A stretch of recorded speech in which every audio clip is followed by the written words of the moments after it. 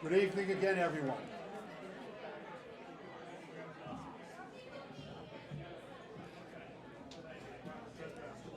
I think most of us are done eating, so we'll try to get started. But first order of business, as always, let's say thank you to the dining services here at Post 5.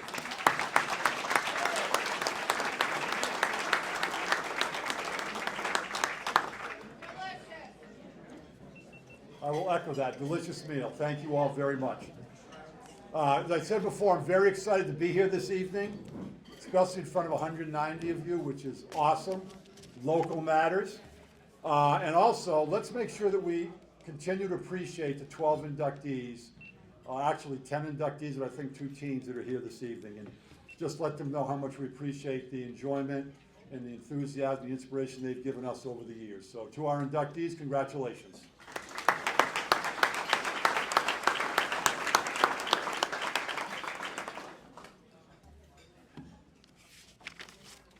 It is now my honor to introduce our guest speaker for the evening, Mr. Tom, better known as T.J. James, Vice President of Communications for the San Antonio Spurs, who you've probably heard of in the National Basketball Association, the NBA. Tom resides in San Antonio, but he was born in a town just a tad smaller, down the road in Guilford. Graduate, BUHS graduate, 1986. At BUHS, Tom played varsity basketball, and as you'll hear a little bit later on, he's pretty darn good at it. Upon his graduation from BUHS, he matriculated at Trinity University, which is located in San Antonio, Texas.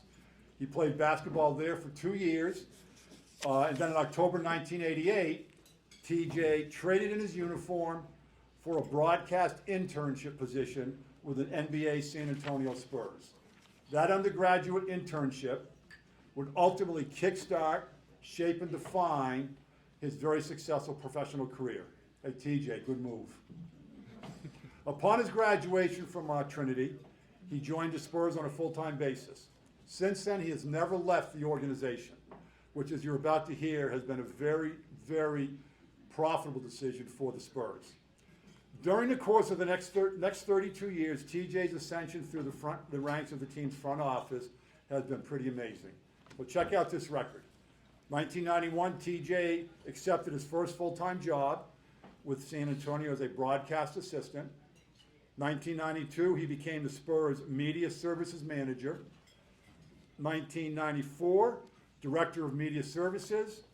In 2012, Senior Director of Media Services.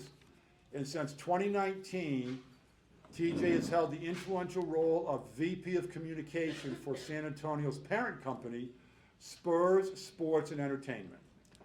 During his tenure, TJ helped the Spurs turn the Spurs into an iconic national and worldwide NBA brand, while being part of 28 NBA playoff berths, 11 trips to the Western Conference Finals, and most amazingly, 5 NBA championships.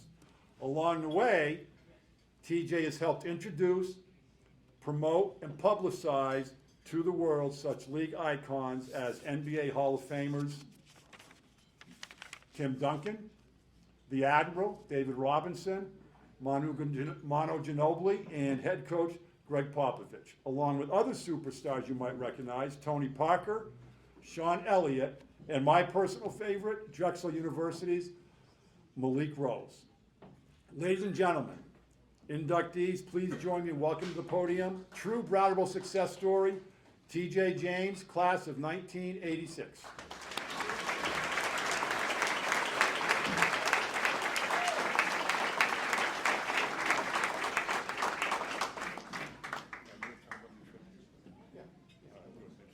All right.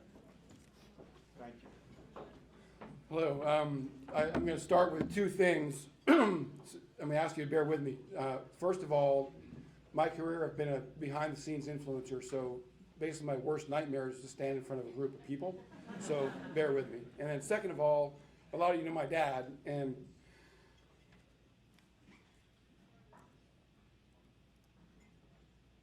he died 12 years ago, and ever since he died, I get emotional a lot. So there'll be moments where I cry, and when I cry, it's okay. because that's just what we do when we miss our parents. I had a long day today. We had a game last night. So as mentioned, I work for the San Antonio Spurs, and we had a game last night, which meant I got home from work a little bit after 11. This morning I got up at 3:05 because to get here I drove to Austin to get a nonstop flight to JFK, where I picked up a car and drove here to get here at about 4:30. And the reason I tell that story isn't for sympathy, but to understand and to explain to y'all that tonight is important. Tonight is important because local sports matter. Tonight is important because it's amazing that BUHS now has an Athletics Hall of Fame. And tonight is important because the impact that sports has on a community. Through sports we can learn, we can inspire, we can teach, and I think sports is hugely important. So I'm just thrilled to be here, and I want to remind everybody this is important. I've been in Texas for 35 years, but this is still home. This will always be home. And every time I come home, there's a flood of memories, and most of those memories are based around sports. So going way back, it's Guilford Central School, it's recess, it's a bunch of us 3 and 4 and 5th and 6th and 7th graders playing football with Jim Bedard. Then it's Brattleboro Little League, my brother and I playing for the Tigers, my brother Ben, and our dad is a coach. Then it's every time I drive by the Crow Lot, I remember those amazing pickup games, hundreds of them, over and over and over again, often with the same cast of characters, always competitive, always fun. Sometimes we talk a little noise to each other, and it was excellent. So many memories, all tied to sports. Growing up here, my heroes, ironically, were local, right? Being a Guilford kid, my first hero was John Wells. John Wells was an amazing athlete in everything he played at Guilford Central School. And then, of course, moving to Brattleboro as class of '86, the two guys that were like heroes to me were John Galanis and Joe DeRosa. I still remember John Galanis. I still can see him just hitting the tar out of the baseball. I can still see Joe DeRosa using his combination of basketball IQ and athleticism to get by multiple guys and finish at the rim over and over and over again. And that's what I think of when I think of my heroes from that time. It wasn't Red Sox players or Celtics players. It was local. It was the people in my backyard. I think sports teaches us so much about so much. I'm going to get into some of those things. And where I start is that most of us are old enough to remember the old ABC sports slogan, right? The thrill of victory and the agony of defeat. And I got to experience both of those growing up here in Brattleboro. I still have very vivid memories of my small fry team, the Giants, playing at Memorial Park at the field there above the skating rink. And we lost the championship game. We had a almost heroic comeback. In our final at bat, we ended up losing by 1. I can still remember plays from that game.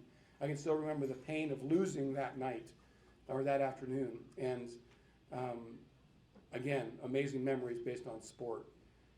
On the other hand, I remember that 1986 team, right? And a group of us coming together and that amazing high that we had for many, many, many months. And I'm going to talk about that in a minute. But a little bit about me after I left here. So I leave Brattleboro to go to amazing smack in the face realization, which is everybody that's going to be on that team that year is more skilled, stronger, faster, better than me. And so I ended up playing basketball for 2 years, but I was perhaps the least accomplished athlete in Trinity University's history. If we were up by 37 with 27 seconds left, then that might put me in the game. And that was my college basketball career. But the lesson of sport, right? Whether it's local, whether it's now in the college level, whether, again, I'm going to talk about the Spurs in a minute, but I went from being sky high and being a big deal in this town, in this region, to learning quickly about get over yourself and humility. I decided after my sophomore year to stop playing basketball because the investment wasn't worth it. I took it very seriously, but I couldn't play a lick. And so I decided to stop playing after my sophomore year. And the Spurs called at the start of my junior year, and the school recommended me for this internship. And that, again, was in the fall of 1988. And, you know, again, thank goodness for the way life plays out. 35 seasons later, I'm still with the Spurs. It's been an amazing journey. And the thing that I love most, I'm not going to talk about a whole bunch of basketball stuff, but I believe that we are unique, and I'm biased, but I believe that we're unique among professional organizations because we have values and culture. It sounds easy when you talk values and culture, but it's very hard to execute. So we have a bunch of simple things. Again, sounds simple on paper, a little more difficult to make come to life, that we live by. It's lessons from our head coach, Greg Popovich. It's Tim Duncan, David Robinson, a whole bunch of players over time, and concepts like humility and get over yourself, which I discussed. Things like have a sense of humor, because we all deal with adversity in sports, and if you have a sense of humor, it helps you get through those tough times. And the ones that I've learned the most about and respect the most are about being a good teammate, right? So feeling a responsibility to those around you, caring more about the success of a group than individual accolades. So if you're able to put some of those values and create a culture, and you can then add in some talent and some coaching and some leadership, then you have a recipe to succeed. And as mentioned, in San Antonio, we've had a lot of success. We went to the playoffs 22 straight years, which is an NBA record. During that time, we won 5 championships. But again, what I'm most proud of is our culture and our values. Ironically, those same values and culture that we celebrate in San Antonio, we had here with our 1985-86 team, right? So with all the memories that I've had, all the lessons that I've had in 35 years with San Antonio, the lessons that I learned here as a senior in high school, the experiences that I had here during that time, those are still among the most vivid memories in my head. We had a coach in Bill Holliday who somehow convinced a bunch of 17 and 18-year-olds that instead of being worried about ourselves, we should be worried about the collective good, that playing as a team would give us a chance to succeed, and if we could put our personal agendas aside, we might have a chance to do something special. And up and down our roster, there were examples of that every day. We had this amazing core of guards. We had Jimmy DeRosa, Billy and Bobby Holbrook, Jeff Houle, Jason Copeland. Any of these guys could have scored 25 points a game. Instead, they were happy to play in our system.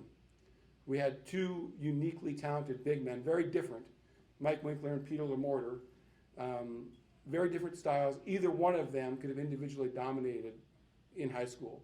Both of them chose to be part of a team. That allowed us to succeed.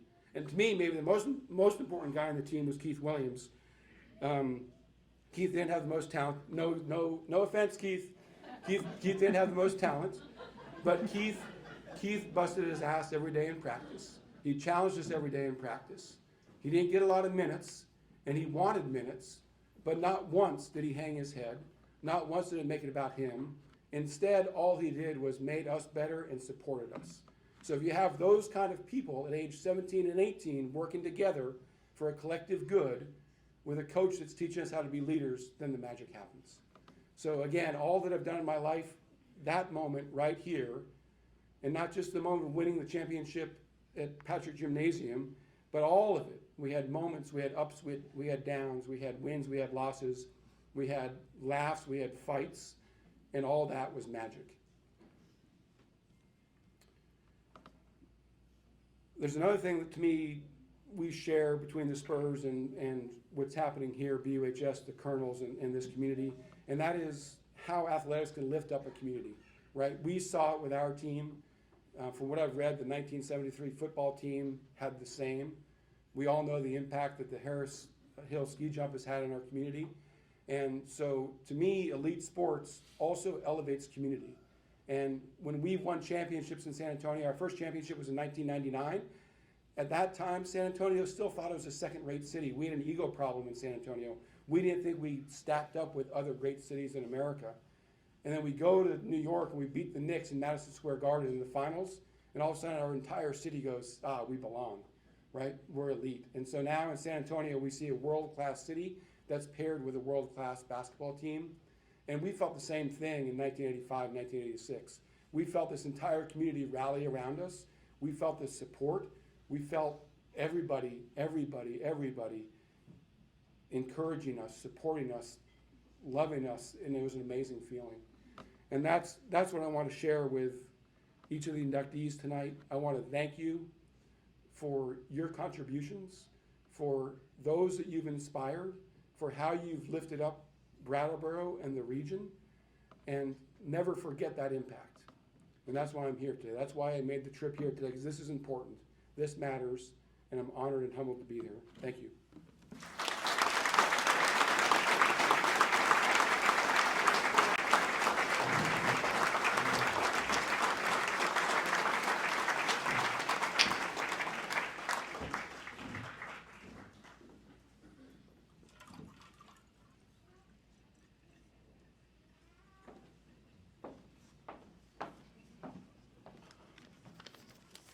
Tom, thank you very much.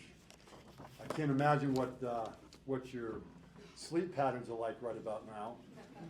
But man, you made a point, and ladies and gentlemen, TJ is absolutely right. Tonight is important, and this matters to our town and to our school. It's all of us, all 190 of us that are here right now. The second highlight after that speech, the second highlight of our evening is now upon us. Our protocols for our induction ceremony are as follows. I will introduce each inductee by name. We will then enjoy a professionally produced video introduction of our inductee, both created by and featuring the well-loved voice and dulcet tones of Mr. John Clark. Now, for the few of you who do not know John and need an introduction, he was a longtime owner of radio station WTSA, also a legendary morning drive time DJ for the station. And in fact, during his heyday on the air, John's style and personality regularly drew an indexed, this is difficult, indexed listenership market share, this is easy and impressive, of 50% across a 13 station measure. Talk about dominance, wow. At the conclusion of our video presentation, I will invite our inductee to the podium to speak and to receive his or her Hall of Fame award. So let me start. Our first inductee was a key player on our Hall of Fame state champion 1965 BUHS football team and my personal first ever adopted local hero, and my first ever adopted local role model for being a college football player. Please welcome and congratulate Mr. Rob Farnham, class of 1967. Rob Farnham. Rob Farnham, class of 1967, is inducted into the Brattleboro High School, Brattleboro Union High School Athletic Hall of Fame class of 2022 for his outstanding high school football career. The only non-senior starter, he played both center and linebacker for the undefeated 1965 Colonel football team. Farnham was the leading tackler for the team, which held their opponents to an average of 4 points per game. It's a Hall of Fame. It's an opportunity to come back and thank the town again, and I'd like to make a few brief comments about individualism in athletics.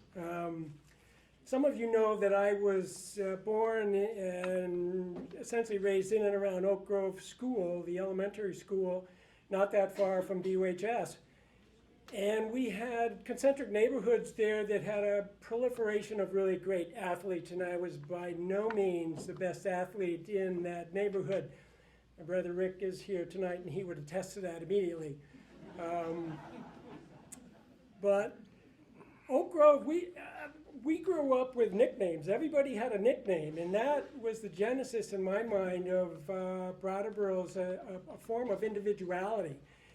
And I think that's the tribute to the town, is that it allowed individuality to develop without trying to pigeonhole anybody. I mean, it was Union High School, right? So we had classmates from all walks, all socioeconomic structures from all kinds of towns.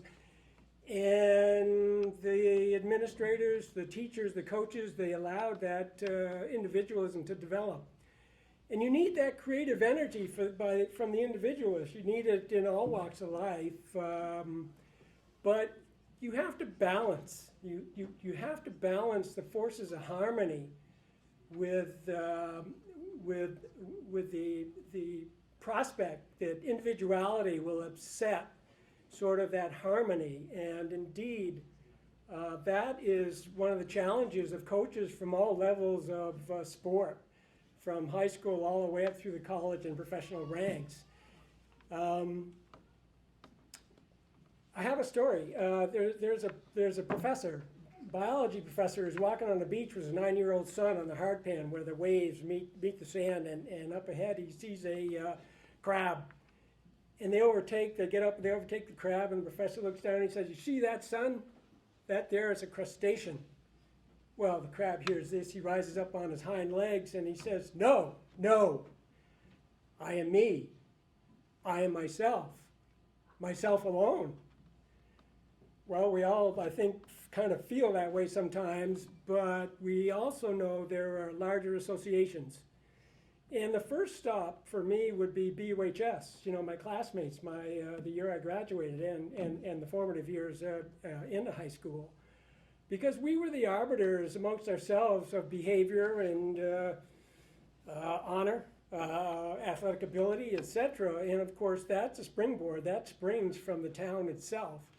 The town fathers, the citizenry, they're the ones that institute that along with the teachers and the coaches, certainly that. So I find that along with the town to be a dominant theme for me in terms of what the town gave to us all. And this individualism, though, that I champion, and I do champion it, is only noble if it can be subsumed into something which is greater than the self. Because if it's not, otherwise it has a tendency to seep, to leak into narcissism, which I think is a scourge of today's social structure.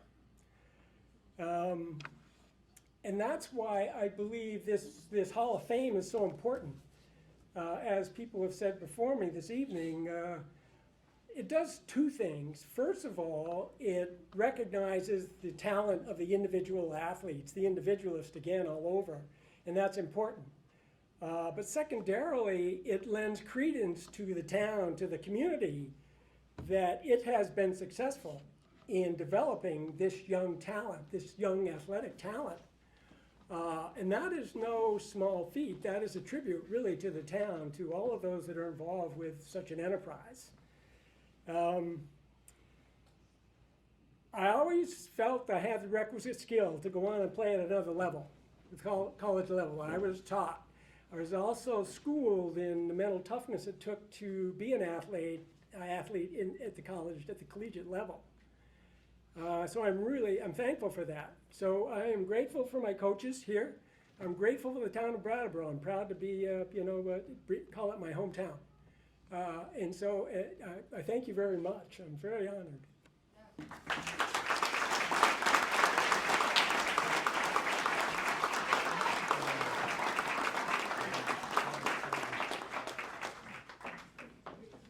Rob, congratulations. My first mea culpa of the evening. We are going to now show Rob's video. Moving forward, we'll show the video before the remarks. My apologies.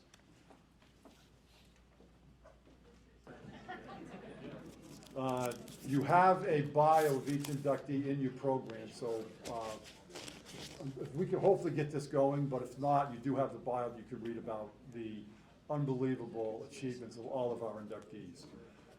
So let me start with our second inductee.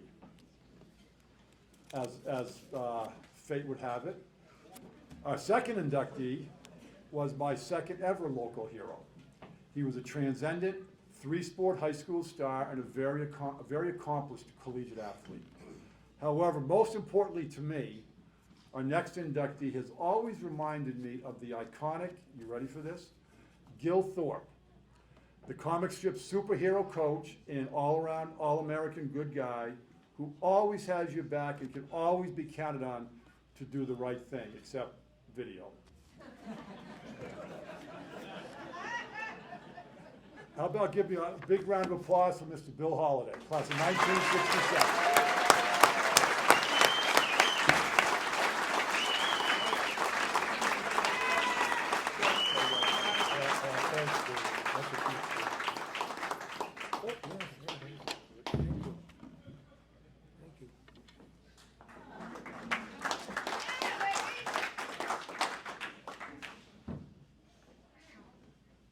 Stephanie, got your clock going?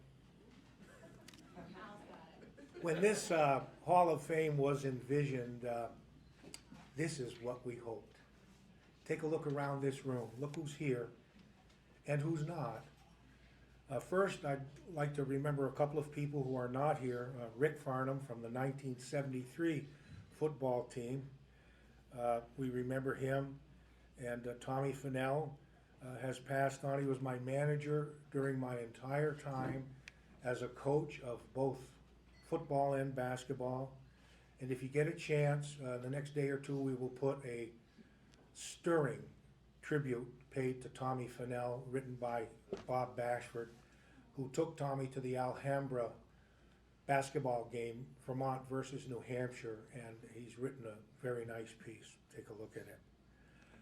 I wanted to mention my wife Lyle, started out as a third grade teacher in Dummerston in 1979. That's where I met her, and by the time she was done in the Wyndham Southeast School District, she was my boss. She was the superintendent of schools, but she has done, she's still the boss. Yeah. She's done immeasurable work behind the scenes for this committee, even though technically she's not a member of the committee. My daughter's over here. She was a pretty fair three-sport all-star Southern Vermont League athlete and played in the female equivalent of the Alhambra game, the Vermont-New Hampshire all-star game at the University of Vermont. My nephew, Peter's on that 1976 team. He's a state champion. He's sitting down there. He'll be up here later.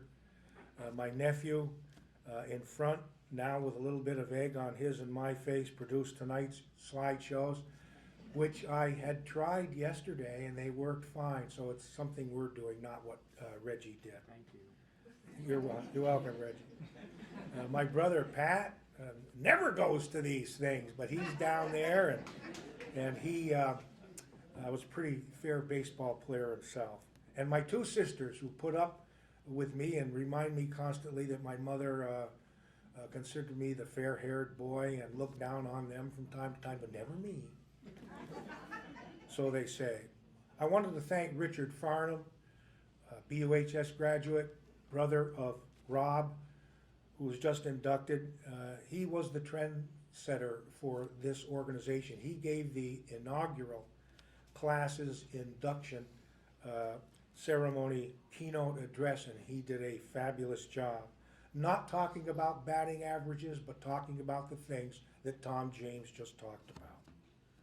How are we doing, Steph?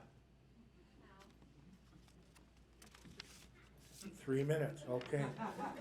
Good enough. I'm deeply honored to have been a 23-year-old assistant coach with the 1973 team. I'm honored to be here with you guys.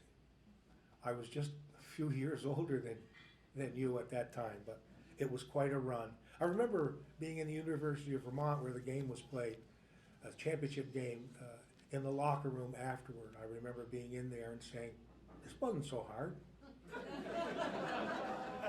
As a head coach, I took one team to the championship game and it got beat. Scotty Nato remembers that one, right? Scotty remembers that one. Let's see, what else do I have here? There are a lot of things that I'm going to cut out. We have some old guard people here who I feel belong in this Hall of Fame.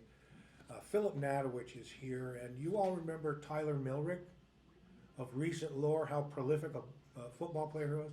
Phil Nadowich was Tyler Miller at 57 years ago, an incredible athlete in 3 sports. Finest running back I ever saw. I got to play with him for 1 year. Unbelievable. In 57 years as a broadcaster, a coach, and a player, I've never seen anybody like Dennis Robinson. He's seated in the back.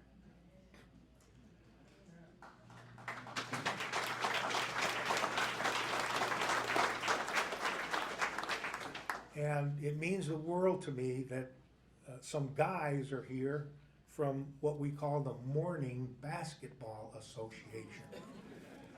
I was getting in terrible shape a number of years ago and said, I've got to do something. We got up at 5:30 in the morning and went into the BUHS gymnasium and played basketball for now going on almost 40 years. These guys continue it without me. I had some physical problems a couple of years ago. So as you know, this Hall of Fame has inducted a number of people over the last 3 years. And what has struck me is the amazingly high quality of human beings.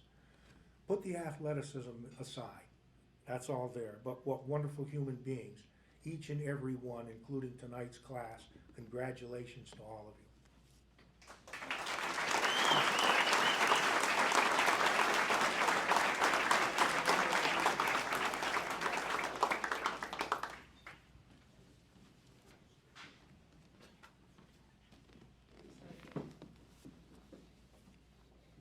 No.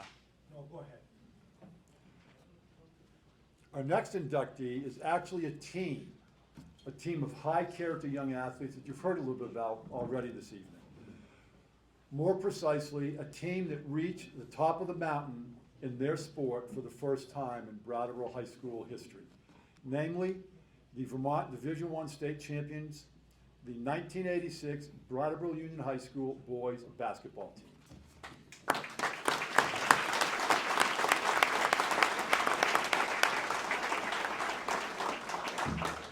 Bill, are we on for this one or not? No. Well, let me invite the 86 team up, and I think we have a spokesman, but bring the whole team up if you're here. That'd be great. TJ, come on up.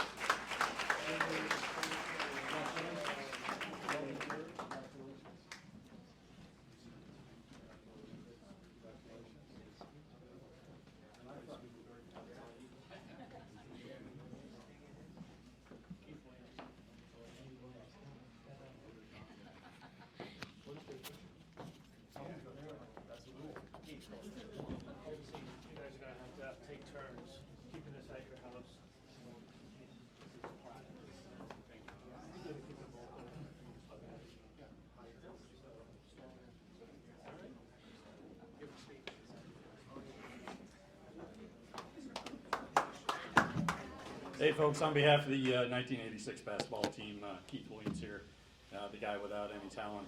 But when you compare it to this level of talent, I completely agree, Tom. I completely agree. I'm going to cut in. Sir. You had plenty of talent. You were a senior, and we had other guys with great talent. And I remember speaking with you. I pulled him aside and I said, Keith, this is the way it is. It doesn't look like you're going to get much time. Do you want to stay with the ball club, or are there other things you'd want to do? And he stayed. He stayed.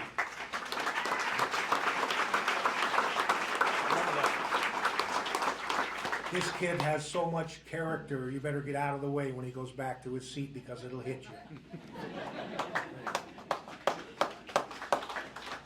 Thanks, Coach. So on behalf of the entire team, thanks very much. I'll say one of the reasons I stayed, or probably the biggest, was you, Coach. And so on behalf of the entire team, thanks for everything that you did. Can't say any more than what Tom has already said about community and sport and what that brings to all of us. But Coach, thanks very much.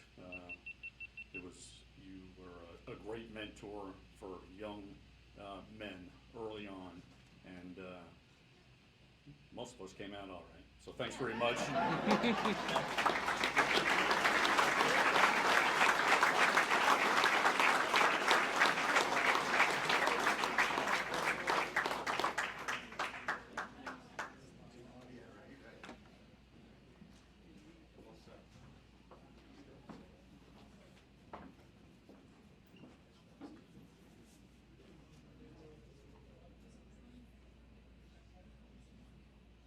Hit next and see what happens.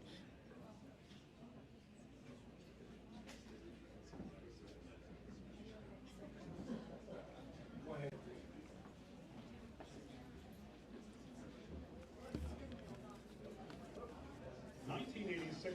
Colonel boys basketball team was the first in Brattleboro history to win 20 games in a single season, reach the championship game, and win the Vermont State Division I championship after nearly 3/4 of a century of trying for the 1986's Colonel boys basketball team was the first in Brattleboro history to win 20 games in a single season, reach the championship game, and win the Vermont State Division I championship after nearly 3/4 of a century of trying for the elusive title, wrote Ken Campbell in the March 10, 1986 Brattleboro Reformer.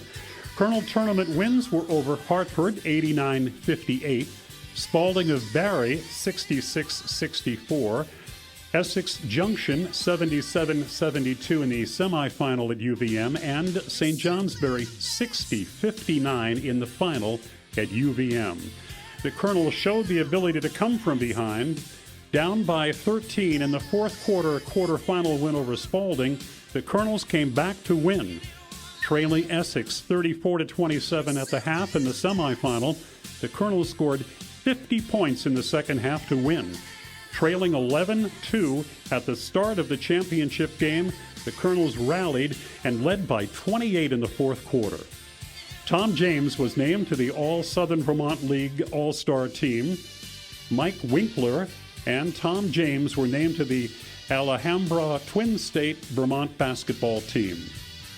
The Colonels were a very deep team. Several of its bench players would have been starters on other teams. Contributions were made by many team members. The Most Valuable Player Award was given to the team to be placed in the BUHS trophy case. Explaining the decision, Coach Holliday said, "I don't like individual awards, and it's always difficult to present them. We're not playing golf, we're a team sport, and it took a team effort to win the championship."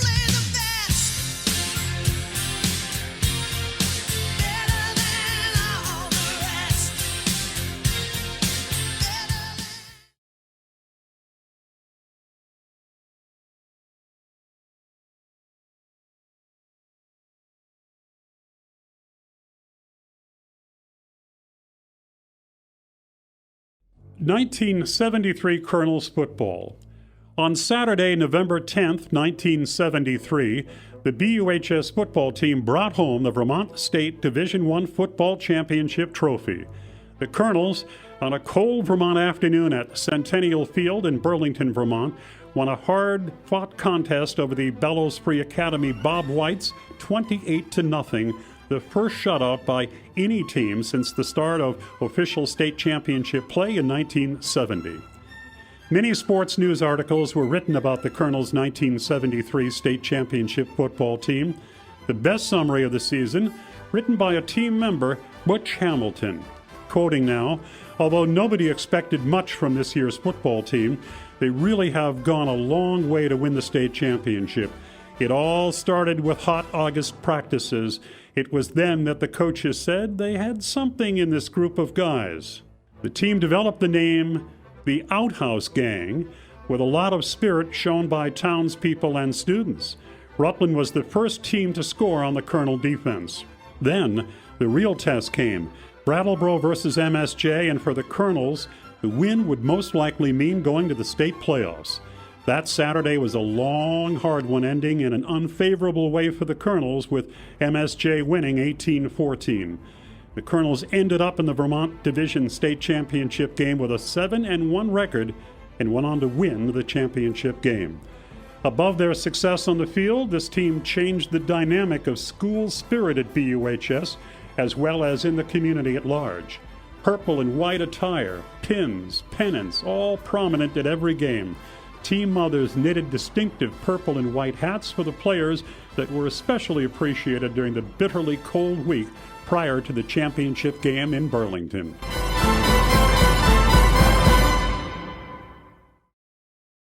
As they come up, I just want to point out that this introduction is a very emotional one for me. My late brother Jeff was a tailback on this team and a pretty big contributor to the team. And I was at the game. I saw the 99-yard touchdown run that kind of set the stage. The gentleman next to me, Dave Perkins, who will accept the trophy and say a few words, was also a big player in that game. Tight end, team captain, caught a touchdown pass, if I'm not mistaken, and the rest is history. So congratulations to all the team of 1973 Brattleboro Vermont State Champions Division I football.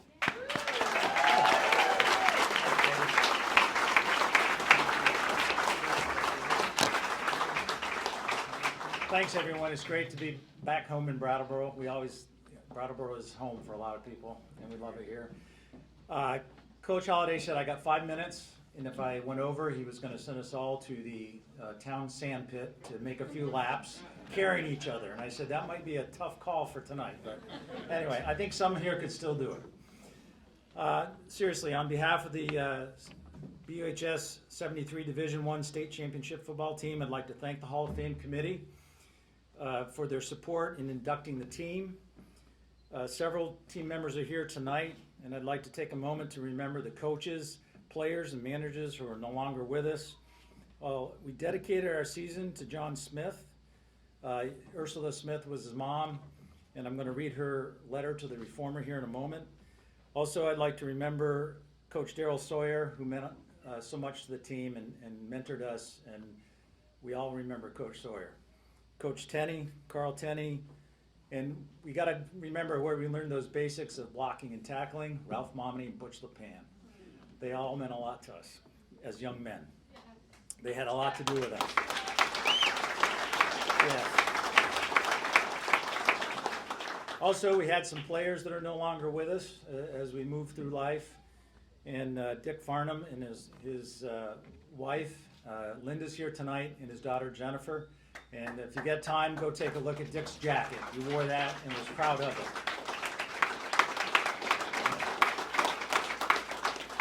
Also, Mel Leonard's no longer here, Jeff Vignew, Gary Coughlin, Harold Sparks, Brett Perry, and our manager Rod Fennell have all moved on, and they are all part of this team.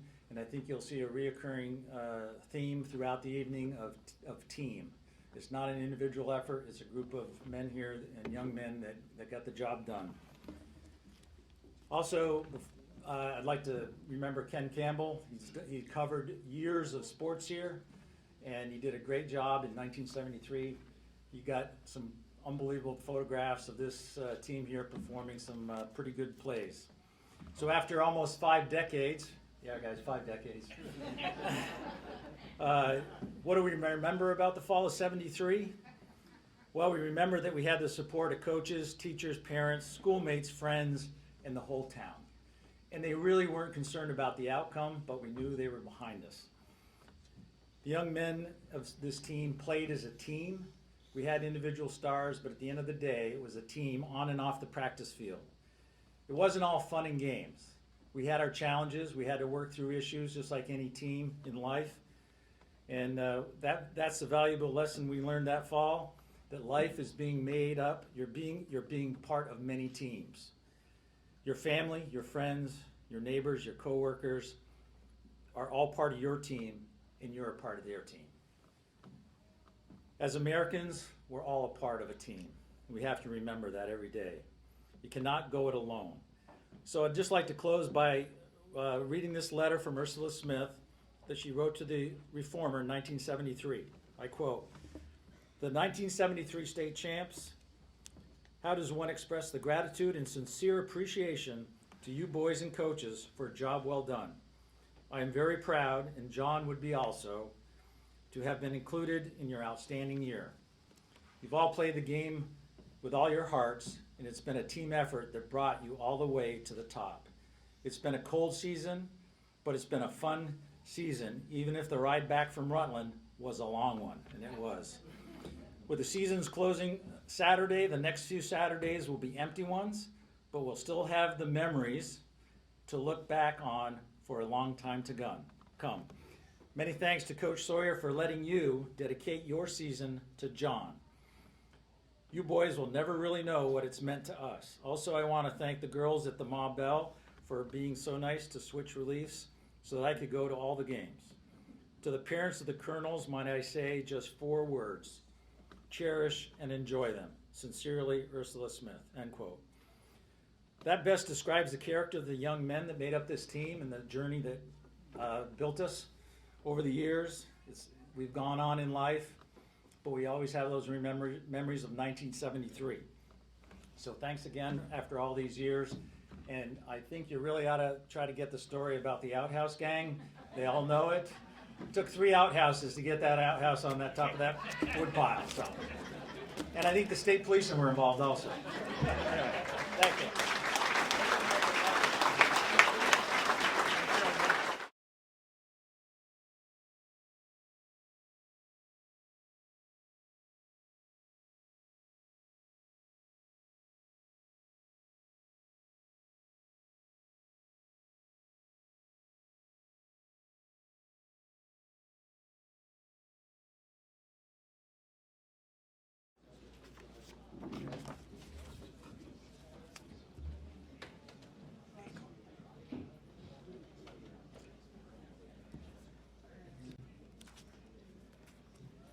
Our next inductee will be coming back up here in a few minutes for the second time tonight. Our next inductee was my BUHS baseball, basketball, and football teammate for 3 years. And I might add, a very dear friend. Next to legendary BUHS hero Ernie Johnson, he of Milwaukee and Atlanta Braves fame, this honoree, in my mind, and I think in the minds of many others in this town, is one of the top 5 Colonel baseball players ever to don the purple and the white. Video introduction for Peter LaFlamme, class of 1974. Peter LaFlamme. Pete LaFlamme was a 3-sport standout while attending Brattleboro Union High School. He played 4 years of baseball. Peter LaFlamme.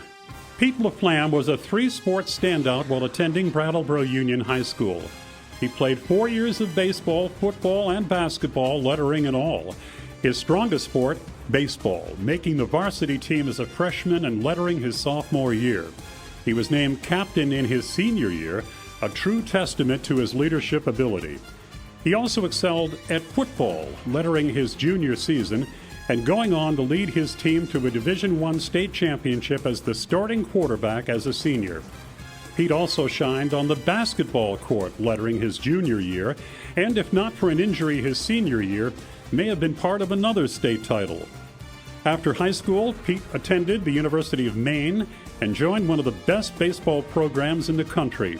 He made the team as a freshman and joined them when they competed in the College World Series in 1976, becoming the only Brattleboro baseball player ever to accomplish this feat. After graduating from the University of Maine with a Bachelor of Science in Wildlife Management with a minor in education, Pete went on to play for his hometown semi-pro team, the Brattleboro Maples, from 1979 to 1983.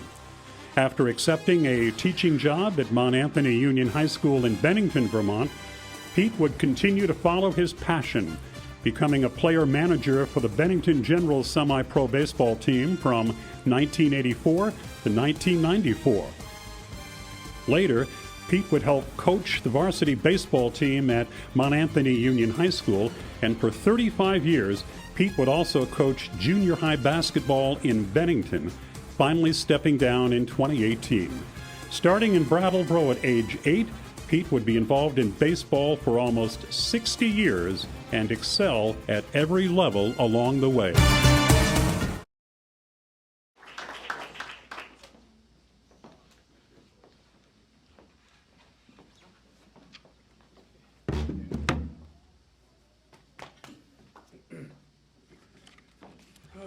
Boy, am I nervous. So, just to put this in perspective, when I was a 7th grader, my biggest fear was taking public speaking with Mrs. Harrington. Oh, I dreaded that. I didn't sleep for a week when I found out I had to take that class. Afterward, I thought, whew, this is done. No more of that. And then when I got to Maine, I found out from my counselor, you have to take public speaking your freshman year. Oh boy. I got through it somehow. Anyways, I've been teaching this is my 41st year of teaching science to 7th graders. And my family said, you be a piece of cake, you'll be great up there, you do it every day. No, it's not the same, nothing like it. So anyways, I am very humbled and honored to be inducted into the Hall of Fame. I thank the selection committee for thinking that I'm worthy of such an honor. Special thanks to Dana, who wrote my biography and has been a friend of mine for many years. We go back a long ways. And also to Billy Holliday, who was a childhood idol of mine. I looked up to Billy more than anyone else. He was my local hero, like he was with Grady. And Billy's also coached me as my first year Legion. When I was only 14, he took me under his wing and put me on the team. I was in over my head, but he gave me playing time, and that did a lot for my confidence. So thank you for that, Billy. Billy has been inducted tonight, and that was definitely well-deserved. But I think one of his biggest accomplishments was his teaching career. 50 years, right? 50 years. That's incredible. As a teacher, when I'm asked how long I've been teaching, and I say 41 years, I've been teaching 7th graders, people kind of slant their head and look at me like, what's wrong with you? But no, no one I know has taught for 50 years. That's incredible. So Billy, congratulations. That's amazing. Okay, moving on. I had 3 people write me letters of recommendation for this. One of them is here tonight, Dave Perkins, who you heard from earlier. Dave, thank you for that. That was a great letter that you wrote. And also thank you for that incredible catch that you made for our first touchdown in the state championship game on a not so well thrown ball from me. Nice job. That broke the ice, and that set the stage for that game. If you dropped that ball, then we're hurting. I don't know if we'd have gone on the way we did, so congratulations on that. I also like to thank 2 of my best friends in Bennington who wrote me letters of recommendation, Walt Parmenter and Pete Ayers, 2 good friends of mine. And if Mount Anthony had a Hall of Fame for athletics, they both would be in it. They're incredible athletes themselves. So thank you, Pete and Walt. Want a special thanks to all of my teammates, because every sport that I played was a team sport, and you're only really as good as your teammates. And right up from small fry all the way up through to varsity, I had great teammates, and they were one of the reasons for any success that I achieved on the field or on the court. I'd like to thank my varsity coaches, Coach Sawyer in football, Coach Freeman in basketball, Coaches Natowich and Tenney in baseball, and also in college I want to say thanks to my coaches there, John Lincoln and Stump Merrill, and also for the Brattleboro Maples, Al Libredoni and Larry Scott. Thank you. The Brattleboro community deserves a lot of credit. This is a great place to grow up. I can't imagine growing up in a community where athletics are supported so well. You have everything here. You've got the facilities, you've got the fan support, you've got the coaches. It's no wonder that Brattleboro has been so successful in sports. I want to tell a little story. I don't know how I'm doing on time. I think I'm okay. This is one of my favorite memories from playing sports. It was our varsity basketball season. Our best player, Jeff Sather, had a hurt ankle, and Mount Anthony was coming to town. They were undefeated, and they were hammering everybody. And their second team was as good as anyone's first team. That's how good they were. And we were without our best player, who was nursing an ankle sprain. So Coach Freeman said, we're going to stall the ball. We're going to delay. We're going to play our delay game. Yep. We delayed all right. After about 2 minutes, we were down by 15 in the first quarter. Coach Freeman called the timeout. Jeff Sather says, Coach, I can play. So that lifted us right there. With Jeff in the lineup, we started to play. And by the end of the first quarter, I think we were down by 12, maybe 13. And we got some confidence. At halftime, we were down by 10, and then we knew we could play with this team. At the end of the third quarter, and the place is getting kind of loud, at the end of the third quarter, we're down by 5 points, and we feel like we got a shot at this. About midway through the fourth quarter, it got really loud. I mean, I've never been in a venue where it was as loud as this. I can remember being on the edge on the lane for a free throw that Mount Anthony was taking. I had to cup my hands like this to tell my teammate I was going to take the shooter, and I was yelling at the top of my voice like this. He couldn't hear me. That's how loud it was in there. I never heard anything like it. So, long story short, it gets to be less than a minute in the game. We're down by 2, and I make a layup, but I foul Russ Pembroke, who was really good at taking charges. He came over in the lane and took a charge. The score's 75-75, and I'm out of the game. It's my 5th foul. Russ comes down for a 1-and-1 on the other end. Now the place is really rocking. I mean, I can't even tell you how loud it is. Dave remembers. Russ gets the ball to shoot his free throw. Now, you all know that there's a 10-second time limit. You can't go over 10 seconds. The referees usually give a little bit of leeway in that, but you basically have 10 seconds to shoot it. So he gets the ball, and he goes through his normal routine, and this place is so loud you can't even think. He steps back off the line. This is a true story. I'm not embellishing this at all. He steps back off the line and calls the ref over and hands him the ball and says, "It's too noisy. I can't shoot." This is honest to God's truth. I swear to God, this really happened. The referee takes the ball, and he goes over to the scorer's table and tells the PA announcer, "You got to tell the crowd to quiet down." Honest to God, this happened. Of course, the crowd didn't quiet down. It got worse, if that was even possible. Russ, as good a free throw shooter, as good a ball player as he was, he made the first one, put him up 76-75. He missed the second one. We called a timeout, set up a play, and long story short, we came down. I don't think we even got a shot off. We lost the game by 1 point. To the team, the eventual state champions, they went on to be runner-up in New England. They lost to Providence, Rhode Island by 2 points. They were later inducted to the New England Hall of Fame basketball. That's how good they were. That's the only game I ever played in any sport where we lost, and I actually felt good. Yeah, I was happy after that. So, anyways, that was quite an experience.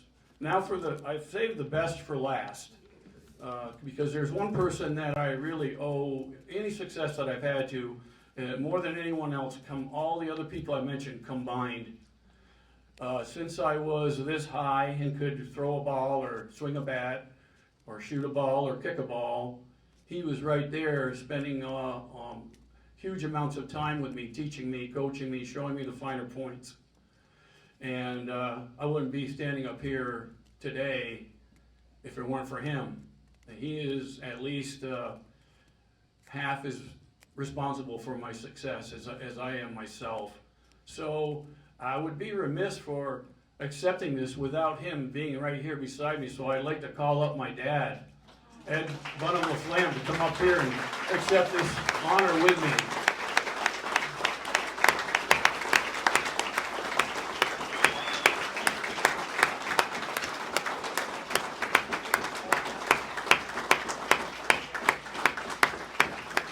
My dad, by the way, was a heck of a pitcher in his day. He's now 91 years old. He pitched a no-hitter. Ken Tatro on the selection committee was talking about it earlier to me, and he had quite a career. He deserves to be a Hall of Famer himself, and I'm going to accept this award on his behalf. So, Dad, thank you for everything.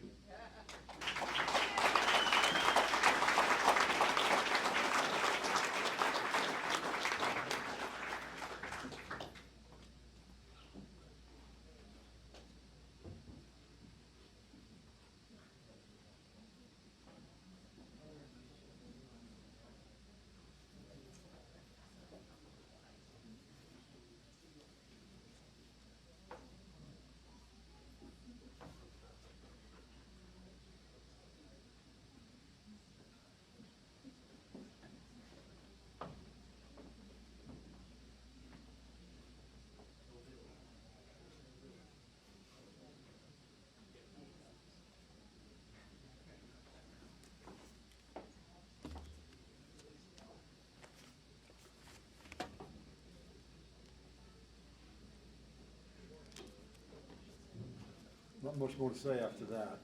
Except, Mr. LaFlamme, I can tell you, when it comes to baseball, I could have said the very exact same things about you. Thank you for teaching me the game. Appreciate it.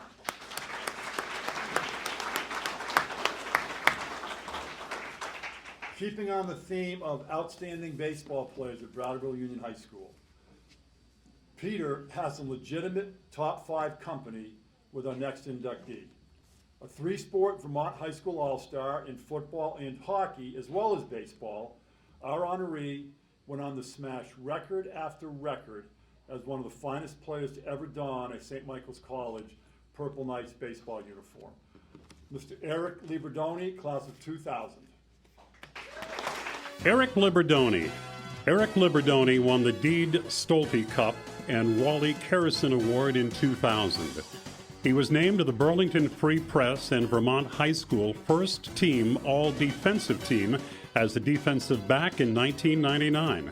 Was selected as an alternate to the 2000 Shrine Maple Sugar Bowl team and played in the North-South Vermont All-Star Game. Was selected to play in the All-Star Hockey Game between Vermont and New Hampshire, and was selected to play in the Twin State All-Star Baseball Game between Vermont and New Hampshire. Eric is one of 6 people selected to the 2000 Vermont Scholar Athletes by the state chapter of the National Football Foundation and College Hall of Fame. During his high school career, he was a member of the 1999 Vermont Baseball Championship team, was a member of the 1997 and 1999 semifinal football teams. He was a 2-time captain of the BUHS hockey team in 1990-2000. Eric's success continued at St. Michael's College, where he was 2-time captain of the baseball team in 2004-2005.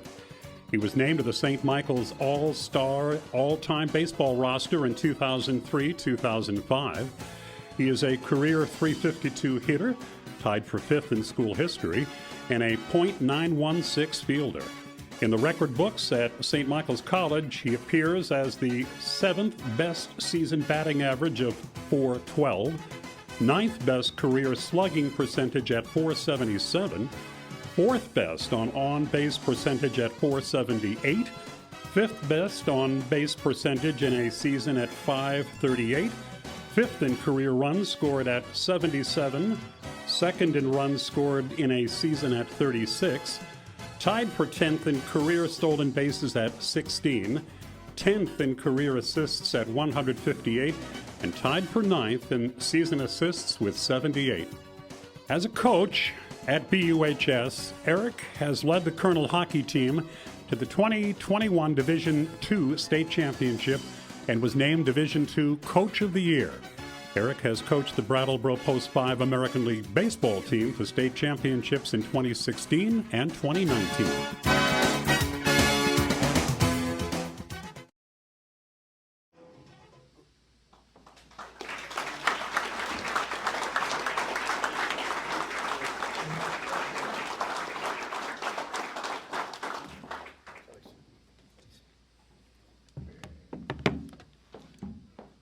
Thank you. It's quite an honor for me. I basically grew up in the hallways and on the fields at BUHS with my parents. So this is actually a really big deal for me. When they came out with the Hall of Fame idea a few years ago, I thought that was great. It's an honor tonight to be inducted with Coach Holliday, who's, basically if you talk about who do you think of with Brattleboro sports, that's one of the first people that everybody would say. McLaughlin, Megan Pacheco, who I was friends with for a long time, growing up playing and watched her compete, and she was an excellent competitor all those years. And to all the other people tonight who just had great careers, I can't really match the experience that some of them have right now. Tom James, and just pretty amazing company to be in. I'm really thankful and grateful for my own upbringing and my parents and what they've done for me. I guess I'm kind of a blend of the two of them. I think a lot of people see me coach or watch me and think that I'm, just like my dad. I think if people really know, they know that there's a lot of my mom there too. And it's kind of a nice blend in terms of as a coach. As an athlete, I really prided myself in playing 3 sports. I thought it was really important to try to excel as an athlete in every different area. I was extremely undersized when I first started high school. When I was growing up, I lived right around the corner from the Little League field, and a lot of my heroes I heard people talk about tonight, local heroes. Dave Henry was the Little League baseball coach, and I was like 8 maybe or 7, and he would let me go play right field for all-star practice, and it was like Jeff Henry and Chad Emery and Doug Reed and guys hitting bombs, and I'm running around in right field just shagging baseballs. So that's kind of my first memory of older kids that I got to watch and look up to, and then every Saturday football game back then, playing football next to the field, and so I was like a huge Colonel fan growing up, and for me to like be with these people in this really prestigious honor is a huge deal. And I'm very grateful for that. When I was younger, some people would think like, oh, your dad's your coach, like you're very lucky, like you get this because your dad. They were not in the car from ages like 13 to 15 when I was not very good at baseball. I was like good when I was little, and then there was this stretch where I was really bad, and then when high school hit, started to kind of like refine my skills more and started to grow a little bit. But I just remember playing football, and a lot of people thought I was too small to play football, but I really loved to hit.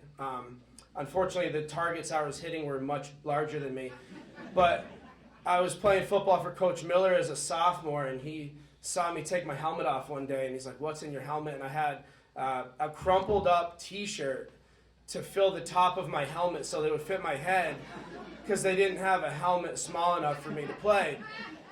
And I was covering kickoffs for the varsity football team as a sophomore, like 120 pounds, 110 pounds, and Coach Holliday was calling it on the radio. But just like, I think that part of my athletic life was a huge part of like why I like to coach now and what I try to instill with my players, because I was very, very advantaged in terms of like what I had from parents and parental support, and the 2 coaches in the house and all that. And I think a lot of my reason for being successful was understanding the game, knowing what was going on out there, and being smarter than other players when we were playing, and understanding what was happening. But also it was like those 2 or 3 years when I was just like tiny, finding ways to be successful. And I try to take that now after my playing career, and then like as a coach, every player is going to have some limitations, and each of the sports kind of has its own pros and cons for me, like why it's great. I mean, when I was younger, a lot of people would ask, like, what's your favorite sport? And for me, it was always just whatever sport I was playing. And I think I would like to see our community get back to that as just like whatever sport you're in, like that's your favorite sport. And we're all in during that season. And then you move on and you have another favorite sport for 3 months, then you have another favorite sport for 3 months.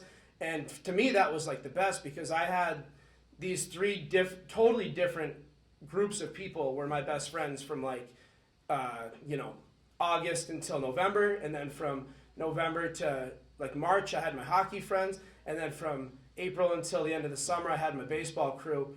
And those are very different groups of people. And I think each of those sports is just beautiful in its own way. I mean, there's nothing like a Friday night football game. There's nothing like Friday in school. You don't do much work on a Friday in school before a football game, but it's like you're jacked up all day long. The preparation week for football is unmatched in any other sport. Hockey, I try to, as I coach my little guys now here and my high school guys, it's a freeing sport. You just get on the ice and go and fly around. And you can't do that in any other sport, like when you're on your feet. There's just something about being on the skates and the smell of the ice, the smell of the rink. And my old coach, Bill Bodette, came down tonight from Burlington, and I have a quick thing about that. So Bill coached me for my Pee Wee years, my Bantam years, and then my first year of high school, he was assistant coach. My second year of high school, he was head coach. And his only coach is the Brattleboro Union High School head coach. We had no goalie, literally no goalie. And we had to pull 2 kids out of the hallway and put them in goalie pads. And we scored like 5 or 6 goals a game, and I think we won 4 or 5 games that year. But so it really taught me a lot, though. And then I had the exact same situation maybe 5 or 7 years ago where we had no goalie. And we've done this before. We just grab a couple kids, throw pads on them, and try to figure out a way to get it done. So I learned a lot there. And so he was a huge influence in me in terms of the hockey piece. And And then in baseball, you know, it's all about like skills and technique and practice and mastering it. And you got to do like stuff that feels boring for a while to get really, really good at it. And so I think each of the sports just has great stuff about it. And that's why I like kids to be involved in as many as they can. And just learning how to enjoy competing.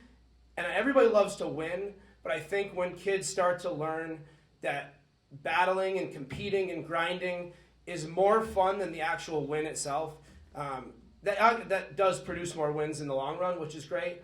But it really just lends itself to, like, you can play better teams, you can lose some games, but you can really enjoy the ride along the way. So I think all those things really were a big part of my life. It's why I do what I do. I have a lot of friends who moved out of town, who don't live around here, who don't have anything to do with sports anymore. And to me, it's like crazy that you could not be involved in sports still as an adult who loved and was passionate about it your whole childhood. So, and now as a coach, I just want to thank my wife, Stephanie, who makes it possible for me to go do what I love to do. My kids are awesome. My family is a huge support system for me here.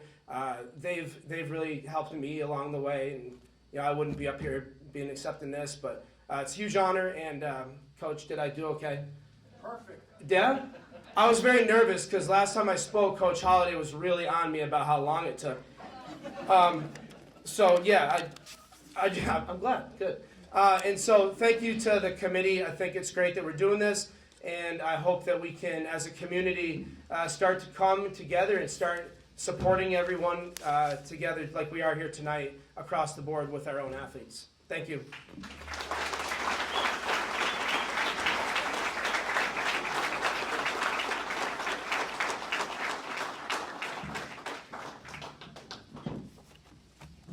Our next inductee was a three-sport superstar at BUHS.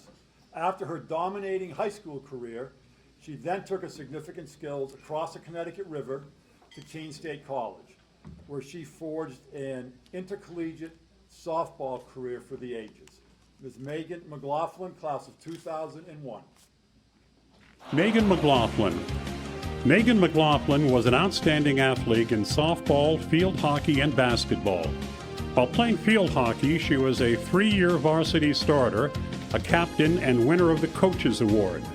She made the All-Marble Valley League team in basketball. She was the Offensive Player of the Year in 2000 and MVP in 2001. She was a 2-time All-Marble Valley player and made the North-South All-Star Game.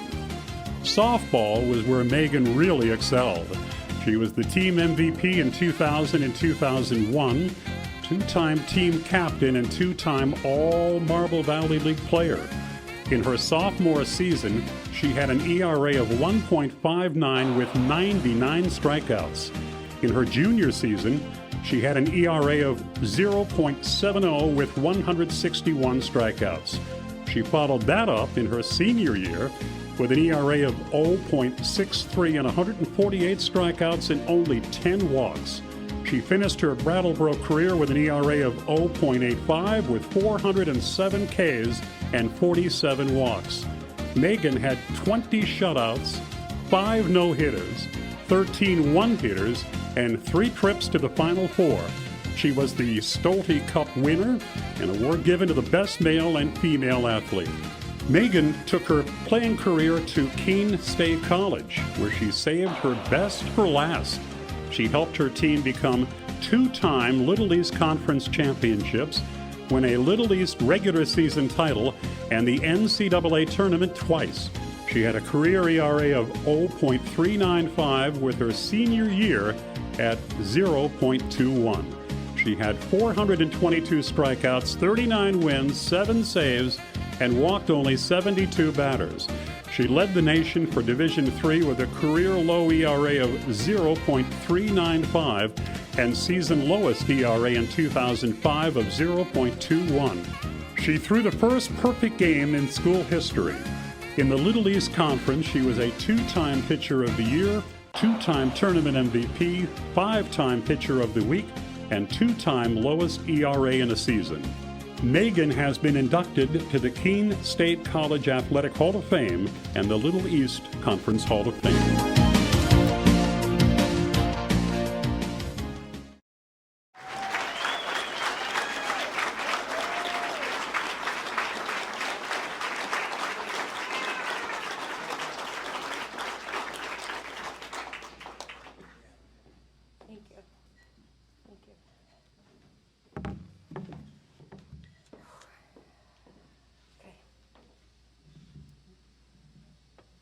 everybody.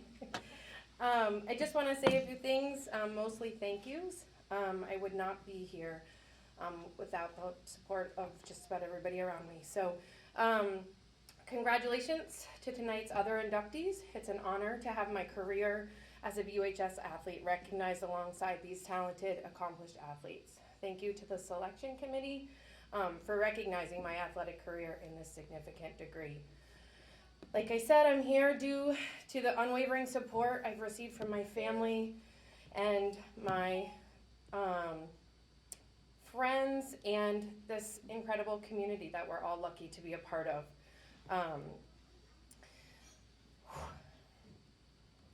My parents and my family have supported and encouraged me and cheered me on through rec league softball, middle school softball, which is hard to do for those of you who have watched it, high school and college seasons.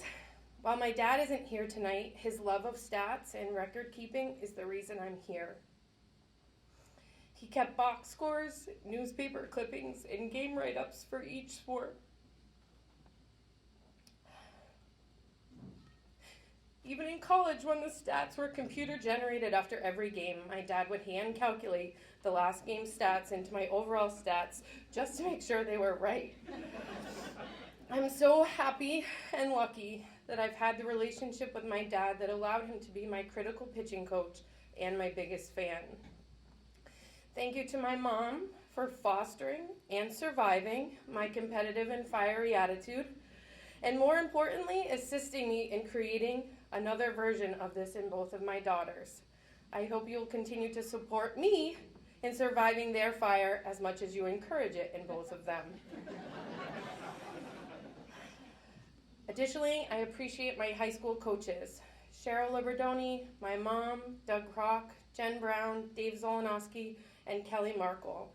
Laid a foundation of game-specific knowledge and helped me strengthen my self-confidence and my resilience in the face of struggle. I was not always a fierce competitor. I was fortunate enough to continue my softball career at Keene State. Thank you to Charlie and Deb and Katie for believing in a kid from Vermont and teaching me about the skills of softball and coaching that I carry with me each season. While the stats shared tonight are attached to me, I would not have experienced the success without my teammates. As a pitcher, having a reliable wall of a catcher and a solid defense playing beside me makes these stats a reality. I was blessed with an incredible receiver in Alicia Valentine. Through all of high school and every sports season, I was blessed with a counterpart who shared physical talents as well as the will to win. She was an offensive threat in field hockey. She owned the boards in basketball, had a laser arm from the outfield as well as a powerful bat on the diamond. Thank you, Whitney, for creating these memories and pushing me every day to be better. I have had the honor to return to BUHS athletics as a coach and a coach's wife. This brings such joy and a lot of stress. I try each season to create connections between my players and myself, similar to those created for me. Coaching is an honor and the best way for me to pass on the love of a sport. Teaching and supporting high school girls is a tremendous challenge and just a wonderful honor. To balance my family and the passion I have for coaching, I have to acknowledge my supportive husband. I am very grateful that my husband and our family share this passion, and he's willing to trade responsibilities with me throughout the year to support our family and our passions. Thank you. Go Colonels.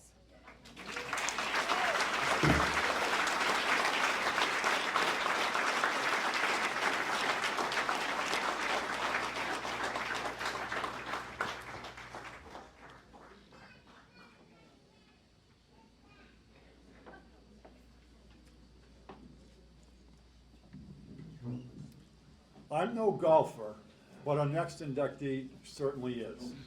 Here are the facts.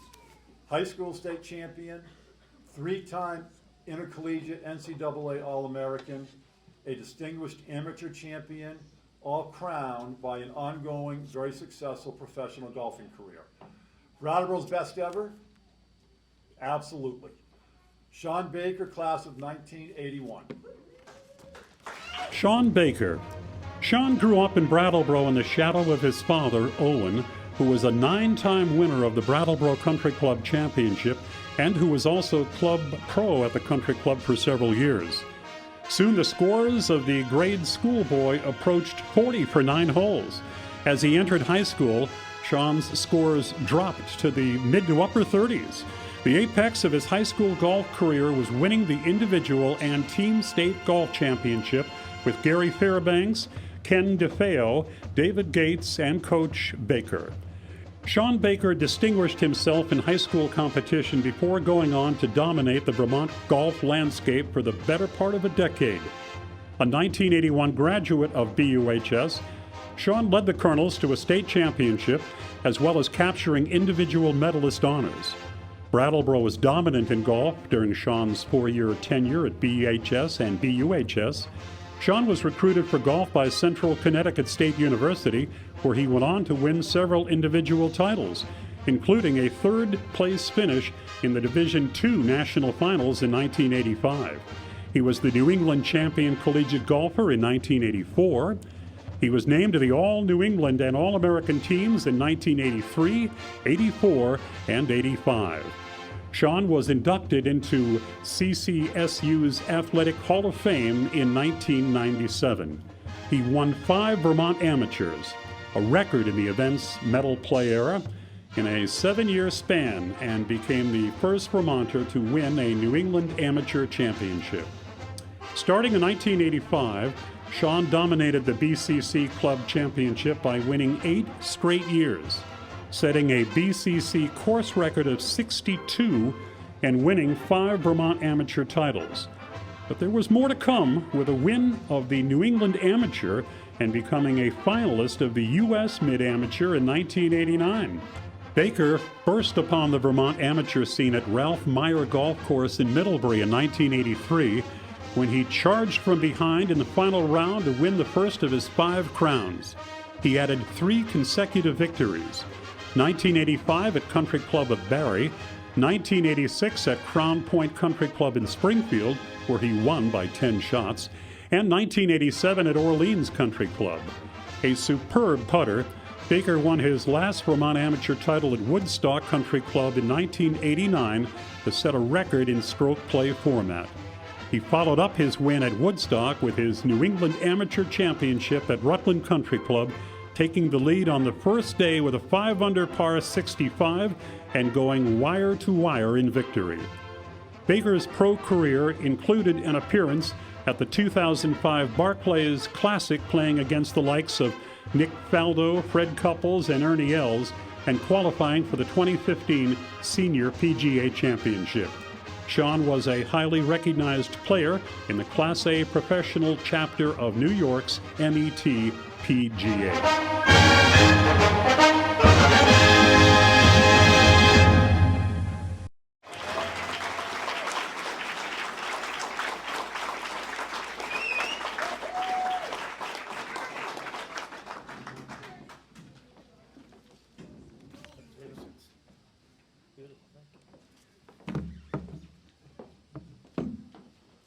Thank you all very much. Thank you to the selection committee for accepting me to this special group. Congratulations to the other inductees that are here tonight. Ironically, I am now in 2 Hall of Fames, Central Connecticut State University and Brattleboro Union High School, and neither one of them have a golf team anymore. Could be the first and last, you know. I'd like to thank my sister Deirdre, who I'm pretty sure nominated me for this. Yes, I did. If anybody knows Deirdre, she's probably the only true Hall of Famer in the Baker family. Thank you, Deirdre. A lot of friends and family here tonight. Thank you very much for coming. Appreciate it. I'd like to thank my wife, Kate, who's put up with me for 20 years. She's a New Yorker. Can't miss her. Thank you, Kate. My biggest fan.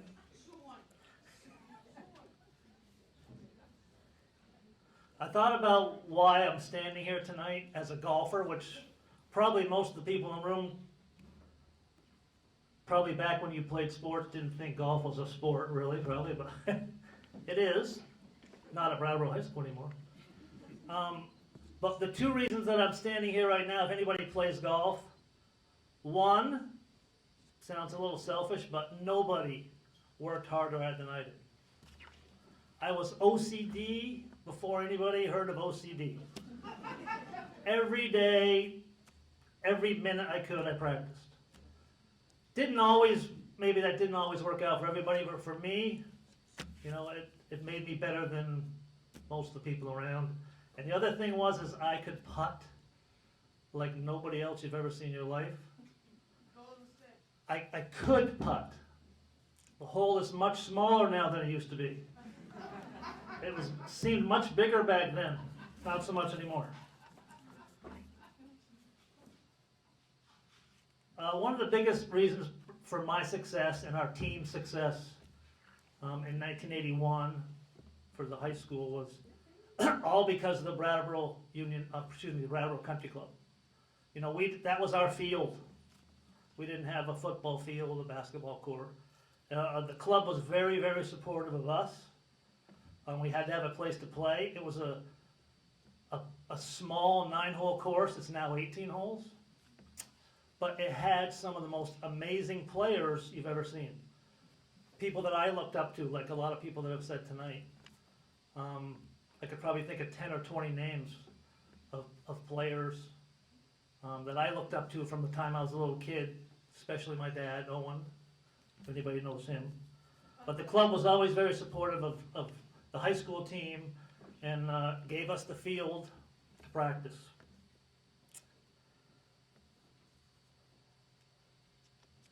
Brattleboro Country Club was a small 9-hole course. It wasn't a Rutland Country Club, a Burlington, Springfield, but I remember one particular year I had won the state amateur. Bob Ratty had won the senior amateur, and Stephen Heiner, who's here tonight, won the junior amateur, all from Brattleboro Country Club.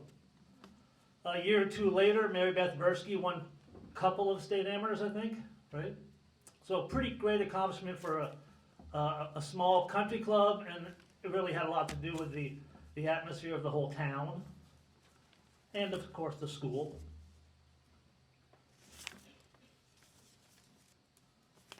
As I played throughout the years, I was lucky enough to have a lot of great caddies.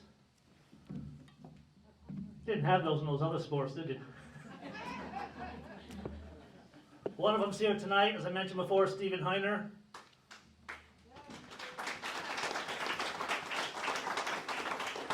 He was my little shadow for many, many years. Todd Rainville, a good friend of mine from St. Johnsbury, caddied for me a lot. Michael Squires, he's hunting out in Ohio today. My sister Deirdre actually caddied for me once in the state amateur. And last but not least, if you can believe it, if most of you probably know him, one of the years in the state amateur, Chucky Gouger caddied for me. I remember on the very first hole, I made a great putt, and the camera angle had Chucky in the background. You don't know Chucky, he passed away a couple years ago, but wonderful guy. Our state championship golf team in 1981. Big reason why I'm here, obviously I didn't do that myself. The golf team, the way it's set up is you have 5 players. You count the best 4 scores. We had the team to win in 1980, but we were missing that 4th guy. We had the 4th guy. We had him. But he wanted to play frickin' baseball. And he wasn't very good at baseball. So finally in 1981, we convinced my friend who came from Texas today, Ken DeFeo, to stop riding the bench on the baseball team and play golf, and now we had our 4th guy. And in 1981, you know, we were able to win the state championship. One of the things that I did mention that was incorrect was my dad, Owen, was not the coach. for our 1981 team. It was a guy by the name of John Field. Owen was a few years later, and Kenny's dad, George DeFeo, passed away, was our assistant coach. So thank you, Kenny. You were the icing on the cake, pal. And as anybody can probably imagine, if you know me at all, my biggest mentor was my dad, Owen. The big O was a great player, but he never pushed me. I think people probably assumed he did, but he didn't. He just let me do what I wanted to do. If I needed help, if I asked him, he'd help me. For many years, I was probably going to be the odds-on favorite to win the state championship. And there was newspaper articles that would come out prior to that, and it was kind of stressful. And my dad would always say one thing: just do the best you can. And I was stupid enough to relax and listen to him. Did the best I could. But it always put me at ease. I'd like to finish off with a quote that I heard. I tell it to a lot of my students. Don't be upset with the results that you didn't get with the work you didn't do. Thanks a lot. Very much.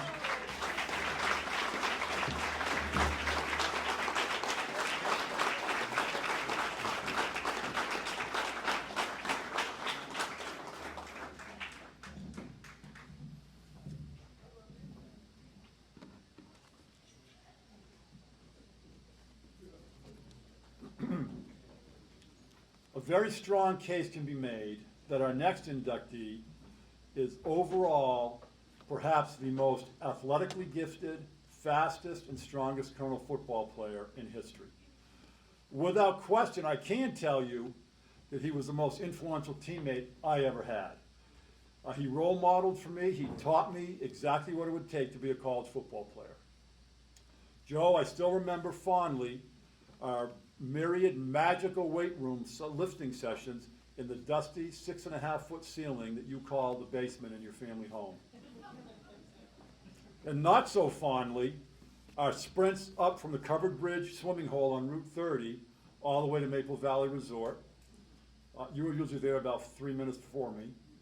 And then back down the road for a recovery dip in the cool waters of the West River, the only thing that I did enjoy on that day. All part of getting ready for yet another fall camp. Mr. Joe Jewson, class of 1972.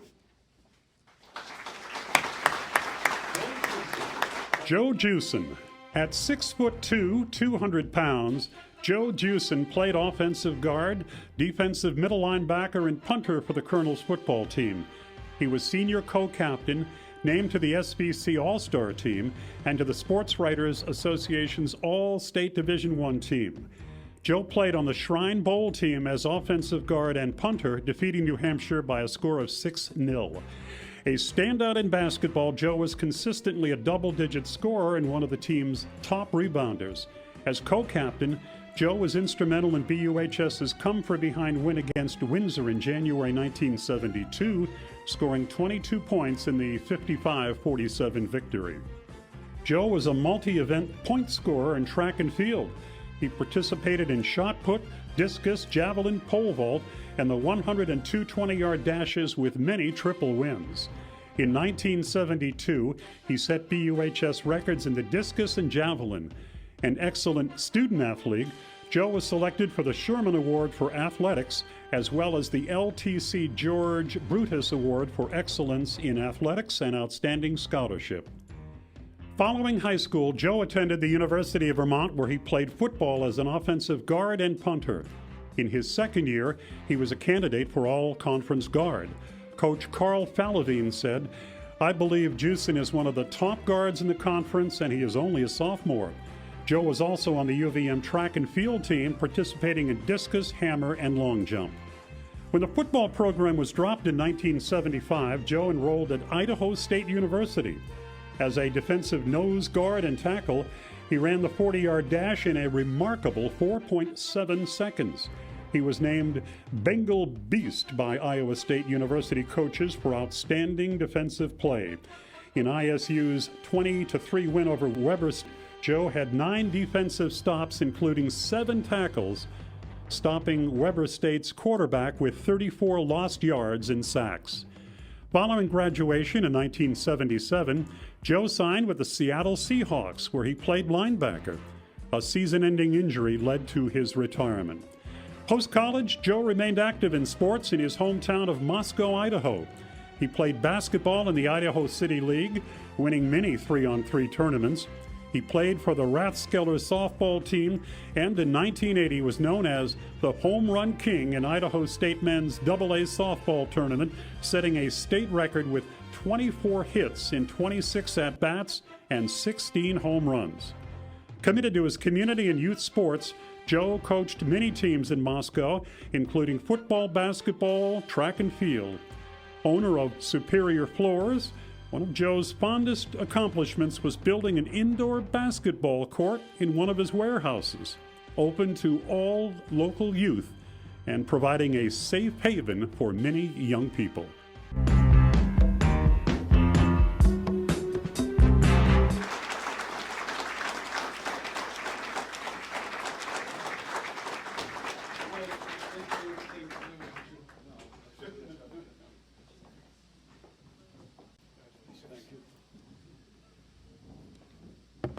It's pretty awesome to be here after 50 years of being gone and see all you great people. This is unbelievable.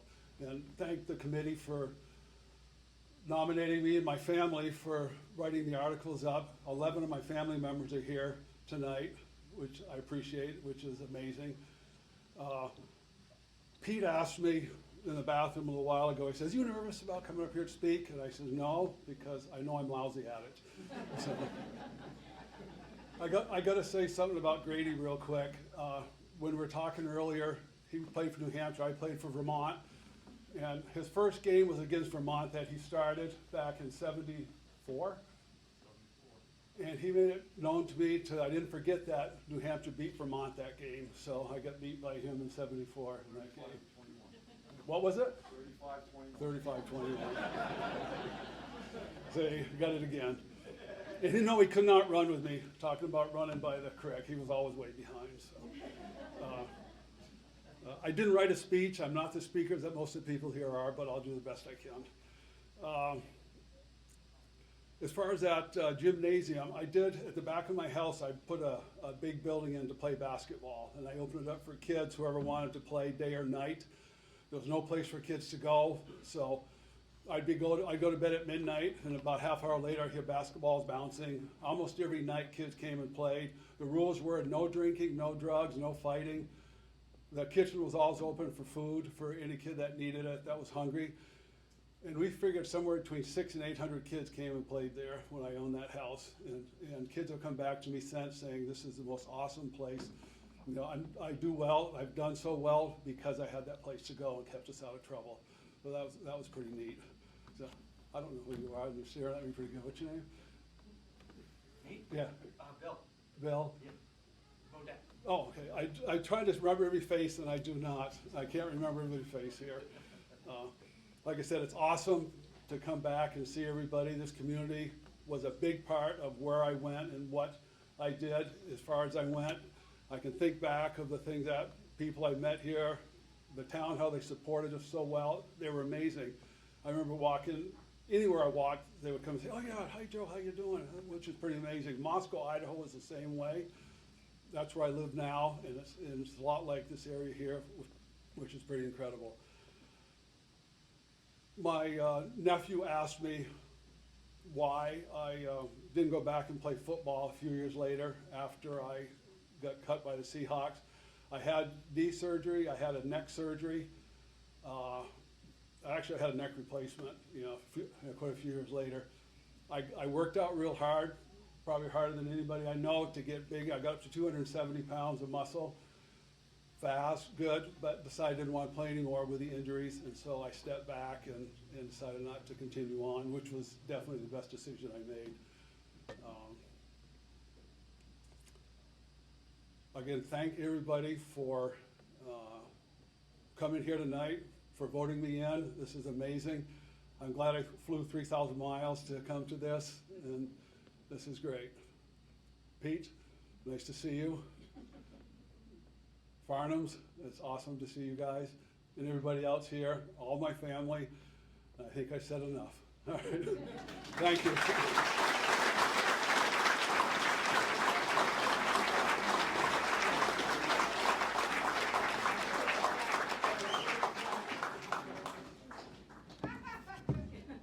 Allow me. Thank you.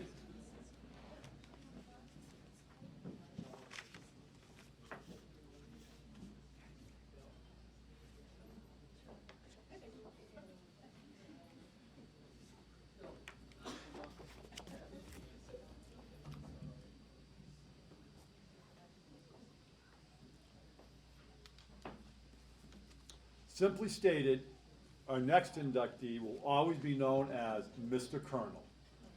He actually was not an athlete. He was somebody much more special. Everywhere he went and with everything he did, he always left an indelible impression and was universally loved. To prove my point, check this out. On the BUHS Hall of Fame Facebook site, each inductee typically gets about the inductee's bio gets about 500 to 600 views during the course of a year, with one exception. This gentleman's bio has already been viewed more than 6,000 times, and that's not even an exaggeration. That is the gospel truth. Being inducted posthumously this evening, Thomas, more well known as Tommy, Edward Fennell, class of 1994, and Tommy's award after his presentation will be accepted by his niece, Miss Kim Lane. Tommy Fennell. Thomas Edward Fennell's loyalty was always to BUHS and the Brattleboro Colonels. For over 2 decades, he consistently served the BUHS football, baseball, and boys basketball teams as manager. During those 2 decades, his dedication to those teams meant he didn't miss more than a handful or 2 of practices and games. Tommy was there to help with equipment, filling water bottles, and any task the coach or players might need help with. Tommy wholeheartedly enjoyed performing those duties, and as helpful as these jobs were, he gave much more to the BUHS athletic community than the tasks he performed. Tommy showed what it meant to have Colonel pride. Tommy always proudly represented the school and the BUHS athletic community by wearing anything labeled BUHS or Colonels. His wardrobe consisted of shirts and sweatshirts for each sports season he helped with, but his most prized possessions were his Colonel coat and his Colonel purple ball cap with the white letter B on top. Tommy could also show his Colonel pride by being able to share statistical sports facts that he retained in his memory. It was always interesting to ask him about a specific sports season from a specific year, and he would be able to recall which players were on the team and the team's overall season record. Often, he would even be able to recall specific games and any memorable moment from that game. Many people would be astounded by his recollection. He also never passed up a chance to converse with anyone who would ask about how the season was going.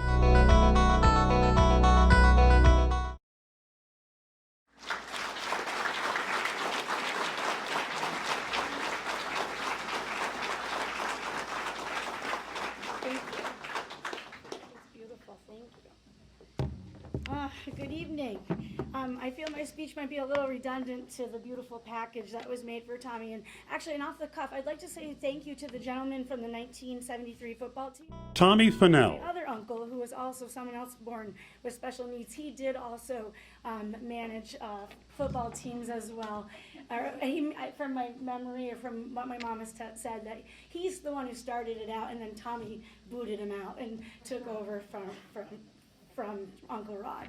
So it's my pleasure to be speaking on behalf of Tommy's family tonight, and we'd like to congratulate the fellow inductees and to thank the Hall of Fame committee for recognizing Tommy's contribution to the BUHS athletic program by including him in this year's class. Tommy's contribution to BUHS athletics isn't one of physical talent. He doesn't hold a touchdown record. He's definitely not the three-point king, and he never pitched a perfect game. But what he did contribute to Colonel sports is just as important, and biasly, I'll say just, or possibly even more so. Tommy loved being a colonel, and his life revolved around the sports schedule for more than 2 decades without fail. He epitomized the concept of dedication and commitment to something no matter how large or small by performing his managerial duties in an extremely timely manner. We were joking about this today. I don't know if he would always look at his watch. Always, and even though he lived only a 5-minute walk from the high school, he had to be at the high school 2 hours prior. And there was many family functions that we had to revolve around that to make sure that he was on time. I added that off the cuff, and in an extremely timely manner, and with pride and a job well done. Family members recall that when you had asked about what the upcoming season would look like, you would get one of 3 answers. I say 50-50, I say pretty good, or I say not so good. But there was always a joyous and hopeful tone to his voice. Due to his special needs, Tommy could have a childlike quality that I think endeared him to the players and coaches. In today's terminology, I suspect Tommy would fall on the autism spectrum. I say this because Tommy was able to share statistical sports facts that he retained in his memory. It was always interesting to ask him about a specific sports season. He would be able to recall which players were on the team's overall season record, and sometimes he was able to recall memorable moments from some of those games. The fact that Tommy chose to use his special gift of retaining facts based on Colonel sports statistics shows where his loyalty lied. Many times, family members would say how thankful we were that Tommy had sports to give, that Tommy had sports to give him something to do, keep him busy, give him a sense of belonging, and something to look forward to. Tommy loved being at the high school, and he became synonymous with the Colonels. Everyone knew Tommy at BUHS, and over the years, he even built up a positive rapport with many coaches and players from the opposing teams. It wasn't until after Tommy passed, we realized how lucky the BUHS athletic community was to have him. In fact, his commitment to BUHS inspired the Vermont Basketball Coaches Association to recognize Tommy by creating an award in his name, honoring others in the area of service to their sport teams. At his funeral, which was during a snowstorm, one former player traveled all the way from New Jersey to pay his respects to Tommy and shared with us that Tommy was the reason he chose a career with working with special needs individuals. Tommy embodied dedication, commitment, service, loyalty, passion, and pride. And to think that for over 20 years he role modeled these qualities for so many student athletes to see makes me realize how much he really gave to the Colonels. One coach who worked with Tommy said that there will be other great athletes and coaches who grace the halls of BUHS, but he doesn't believe that there ever will be another Tommy. I truly can't communicate how special BUHS and Colonel Sports were to Tommy, and I don't think I can really convey how important Tommy was to BUHS Sports. I think the only way to completely comprehend Tommy's Colonel pride would have been to witness it firsthand. And as I look around at those who have gathered here tonight, I see many of you who were there and lucky enough to have had a front row seat to observing this special bond between Tommy and the BUHS athletic community. When Tommy was diagnosed with kidney failure, we knew that his managing days would be coming to an end for a time, and possibly forever. My mom and I discussed at length how we would have to handle this with Tommy, knowing how much his life revolved around Colonel Sports, and we were worried that the thought of never ever being involved in Colonel Sports again would be devastating for him. So we told him that he needed to take a break from sports for his treatment. In my head, I knew that that was the only way he'd be able to accept what was happening. However, in my heart, I felt that he deserved a great send-off with a proper retirement. To have the BUHS athletic community, both present and past, celebrate him is what he deserved. As the years have passed, I knew it was right to listen to our heads, but I have also regretted not listening to my heart. His induction to the BUHS Athletic Hall of Fame helps to make up for what should have been done. So I'll conclude by asking you to honor Tommy by raising a glass. Thank you. To Tommy. Thank you very much.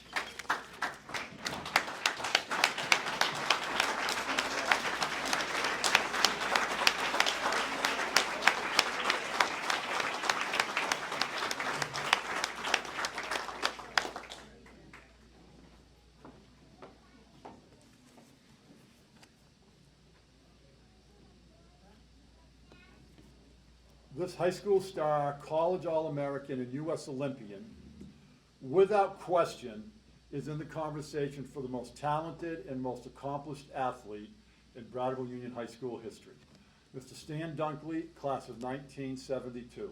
After the presentation, Stan's award will be accepted by Dana Zelenakis, a contemporary of Stan's and a fellow BUHS Hall of Famer, a member of our inaugural class of 2020.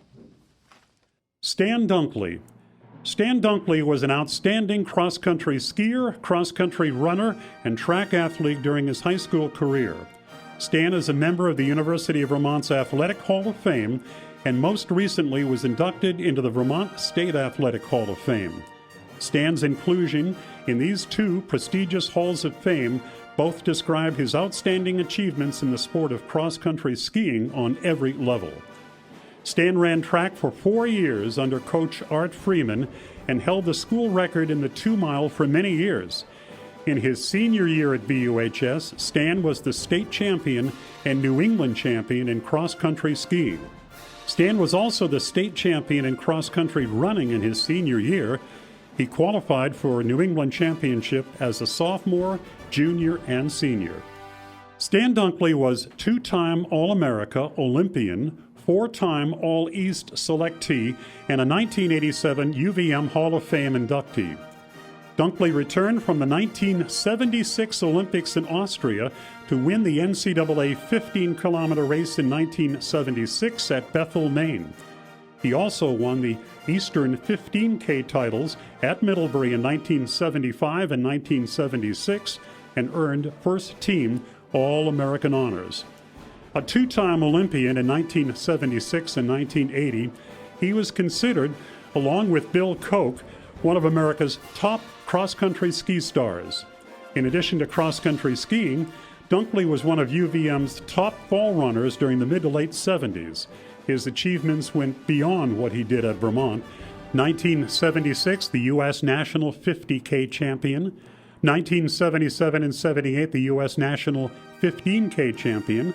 1977 and 1979, the U.S. National 50K champion.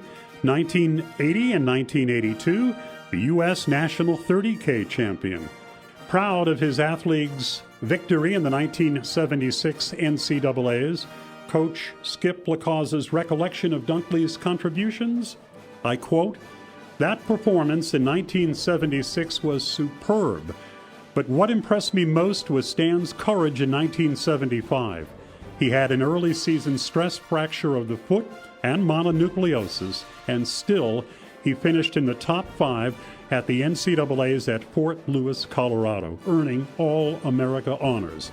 He skied at the Nationals that year, just 3 weeks after recovering from mononucleosis.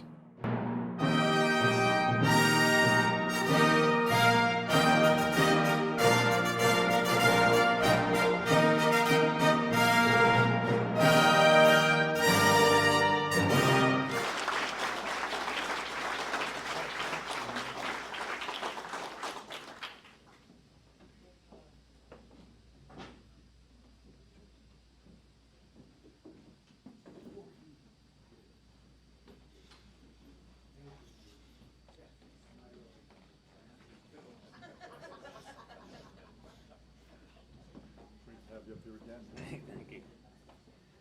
I thought I was off the hook coming up and being able to stand up here in front of the crowd because I met with Bill earlier this summer and I said, I nominated Bill and he said, oh, don't worry about it. We're going to have it all on video and John Clark's going to do the whole thing. You won't have to say a word. So then I'm thinking, oh man, I can go to this thing and enjoy myself. And yesterday I get a phone call from Bill Holliday. So I call him back and I said, Holly, what do you need? What's up? He said, Zuki, I need you to come and accept the award for Stan Dunkley. And I go, are you kidding me? And I do it. I'm doing this out of total respect for Holly. I know my wife always says, you know, you're always the one in the front row raising your hand saying, pick me, pick me. But not really.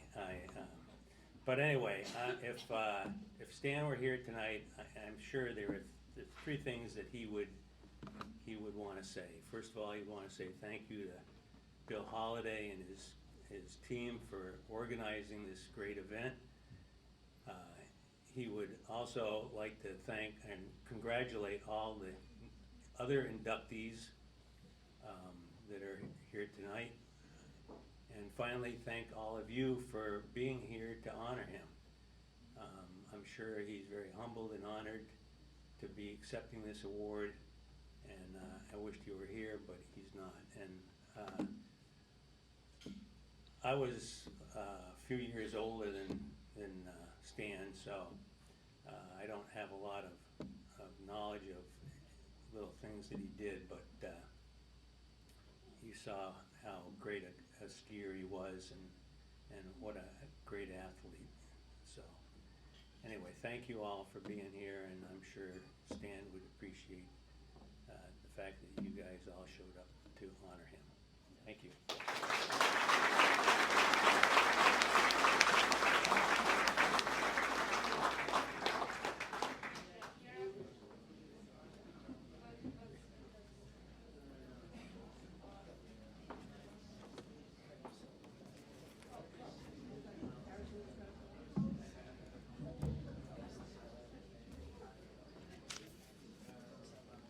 Visionary is an often overused word. However, in the case of our final inductee this evening, visionary could not be more accurate or appropriate a definition. 5 other halls of fame apparently agree with us, since tonight we are the 6th organization to honor, if I may quote, the man who put America on skis, end quote. Being inducted posthumously this evening is Fred Harris, Brattleboro High School organ grinder, class of 1906. Fred's award will be accepted after the presentation by his daughter, Miss Sandy Harris. Fred Harris. Fred Harris was an innovator in several outdoor sports, but spent his life promoting and supporting ski jumping. Born in Brattleboro in 1887, he was a 1906 graduate of Brattleboro High School and a 1911 graduate of Dartmouth College. While in college, he founded the Dartmouth Outing Club. He later founded the Brattleboro Outing Club and the Brattleboro Winter Carnival, as well as co-founding both the United States Eastern Amateur Ski Association and the Dartmouth Winter Carnival. The Dartmouth Winter Carnival remains the longest-running collegiate winter event of its kind. Harris has been called the man who put America on skis. He was the designer of Brattleboro's Harris Hill ski jump and the founder and organizer of the annual Harris Hill Jumping Tournament in 1922. The success of his efforts was never more evident than in 2022, when Harris Hill celebrated its 100th anniversary. Harris, a ski jumper himself, also excelled at tennis, once winning the national championship in mixed doubles. He also excelled at rowing, sailing, marksmanship, and became a pilot, learning to fly in World War I. Frederick Henry Harris is now a member of 5 Halls of Fame. I've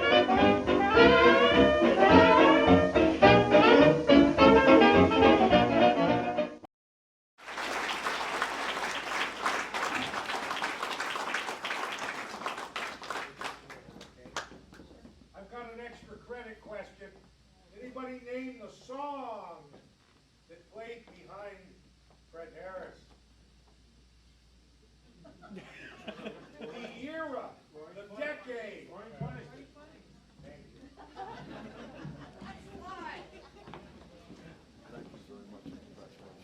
Thank you. Wow. Well, this is really quite an honor. I don't have a speech written, so I'm just going to tell you a little bit about my dad. My father graduated from BUHS 116 years ago. It was over in the municipal building, which his grandfather built, or my great-grandfather. And I found his journals not too long ago when I was unearthing stuff from my family, and I read his journals from 1904 until 1912. So 2 of the years he was in high school, I got to see everyday entries of what he was doing. And he was busy making skis and trying to get kids out onto ski jumps and ski hills all around Brattleboro. And he made skis out of ash boards that he was sculpting in the basement at North Street, where I grew up too. And he would go to the livery stable in downtown Brattleboro and get pieces of leather and make bindings. And he had his kids, all his friends and kids were out, and there were jumps on Bradley Hill. There was some near where the ski jump is today. Down at the retreat, he had something going on all the time. And I noticed also that he seemed to skip school a lot. He was really busy. His heart was in sports. And I grew up, he gave me the love of sports. I knew him, he died when I was 9, but I got the love of sport from him. And I think he went on to Dartmouth, and he thought it was crazy that people were staying inside during the school year, and so he wanted to promote sports outside during the winter, which led to the Winter Carnival and the Dartmouth Outing Club.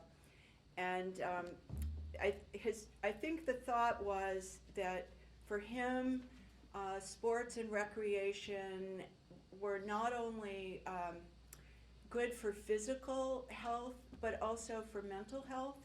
I think for him it really promoted mind and spirit and camaraderie with other folks. He definitely, when he was working here in Brattleboro, he wanted to promote excellence in sports for Olympic athletes, but it was also really important to him that everybody could enjoy sports and enjoy each other in sports. And I just had a great experience a week ago. I race flatwater canoe, so I kind of got that gene that I gotta compete.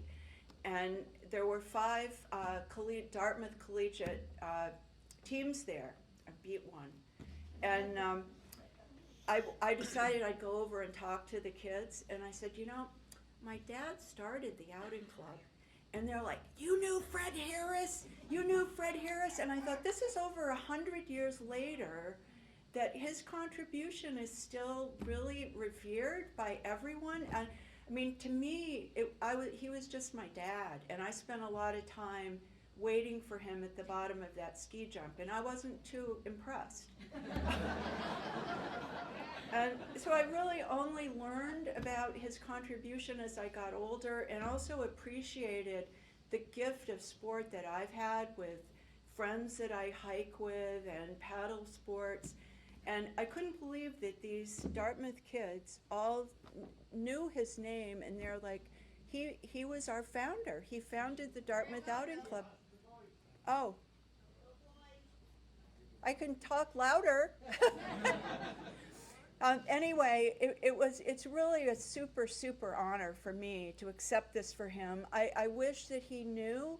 I mean, he died over 60 years ago. I wish he knew what he did contribute to the world, and it wasn't just Brattleboro, but he was a Brattleboro boy. He grew up here, his father grew up here, I grew up here, and I know that he would just be beyond amazed that the work that he did and what he contributed to the world of outing clubs. And you know, growing up here, we had the outing club, and I played tennis and did the ski meister, and we had the big carnival and sugar on snow and parades and all of that stuff. And it brought up this community together, and I think that was an amazing contribution. You know, I'm so proud of him, and I'm so proud that I'm his daughter. Thank you so much for honoring him here. I'm really pleased.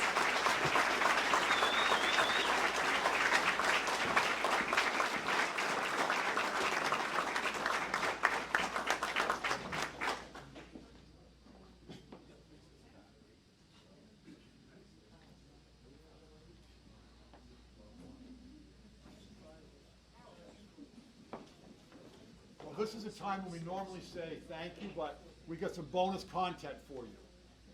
We missed Rob Farnham, class of '67's video, which we hopefully will see right now. And we also missed Bill Holliday's class of '68 presentation. So hopefully, Bill, we got him? Hopefully. Hit play. Hit next. Thank you, Reggie. Rob Farnham, class of 1967, is inducted into the Brattleboro High School, Brattleboro Union High School Athletic Hall of Fame class of 2022 for his outstanding high school football career. The only non-senior starter, he played both center and linebacker for the undefeated 1965 Colonel football team. Farnham was the leading tackler for the team, which held their opponents to an average of 4 points per game. Coach Andy Natowich declared Rob to be the best center ever. Rob was second-team All-State his junior year, becoming first-team All-State as a senior. He was captain of the BUHS team and a co-captain of the 1967 Vermont Shrine team. Additionally, he was a 3-year starter on both the Colonel baseball and basketball teams. Radio station WKVT presented Rob with his first trophy for scholastic ability and leadership combined with football excellence. Rob was further honored to receive the Monroe Cup, the Sherman Award, and the School Director's Award upon graduation. These all showcase a student's athletic and academic excellence as well as their demonstrated leadership and citizenship attributes.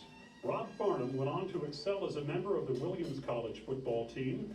At Williams, he started every game for 4 years at either tackle or center. In 1971, he was named MVP and captain of the team. He was selected for the ECAA All-East team as offensive tackle and received honorable mention as a Little All-American. He also earned Player of the Week accolades more than once. Williams coach Larry Kazuzzi said, "Rob is the leader on the field, in the locker room, wherever the team is gathered."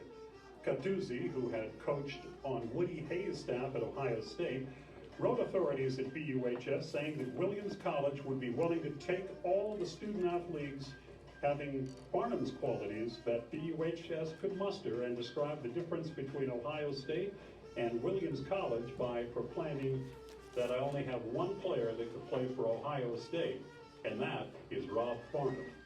Farnham would write to the Hall of Fame committee saying, "One's mindset at that time seemed focused on academics, handling certain responsibilities and engaging in athletic competition for the camaraderie and challenge team sports provided. I do remember the intensity of sport and, of course, the lessons experienced that we all discuss on occasion. I am grateful for the coaching provided by BUHS and the strong support the townspeople always demonstrated. We were nurtured in ways not always evident in today's world."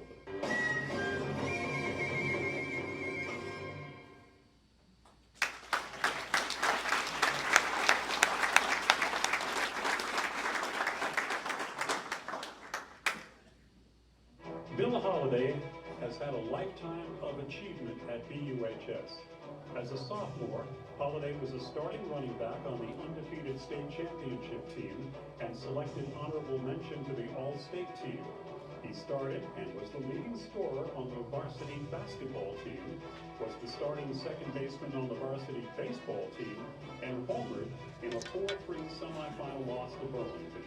He was the second baseman on the Brattleboro Post 5 American Legion team, first ever to win the state championship. During his junior year, he led the South in scoring and was named All-State as a halfback.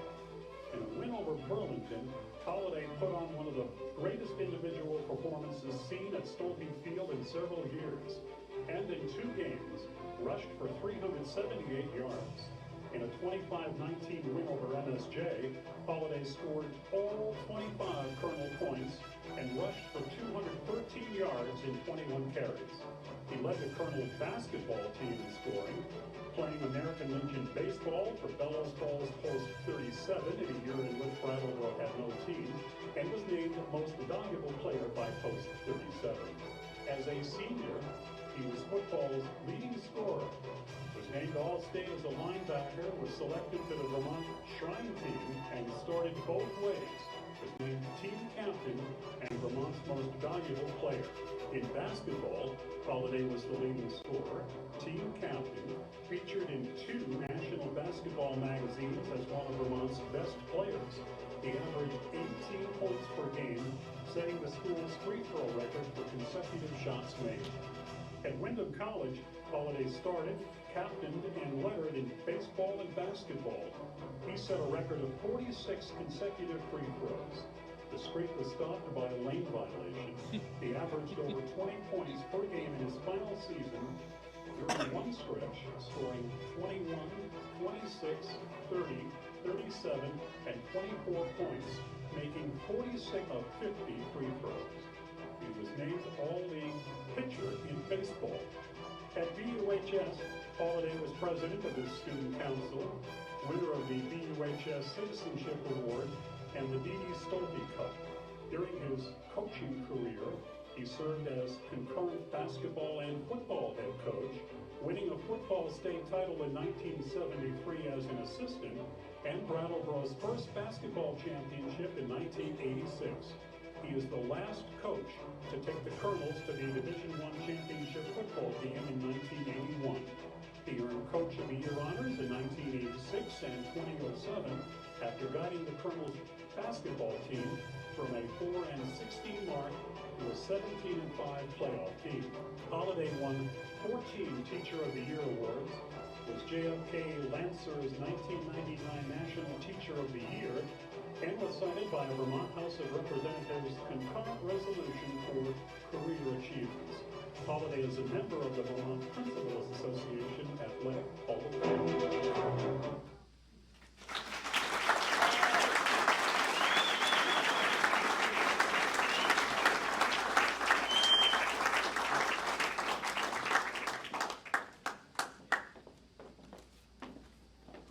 And also mix the audio for that. I have one question. Who wrote up Holliday's bio? Holy smokes. Congratulations. As I said for 3 years, it's a shame that Mr. Holliday had to wait to the 3rd year to be inducted. But I think he took a path because he's been so involved in creating this. But well deserved. Congratulations, Bill.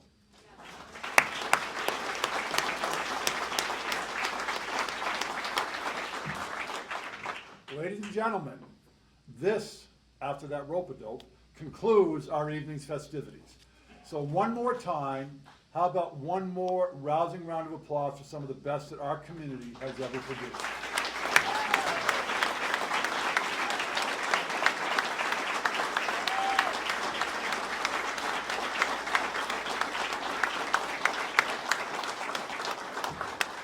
And please join me in also thanking TJ for not only pointing out how important tonight is, but also beautifully illustrating it with his remarks to us earlier this evening. Thank you, TJ.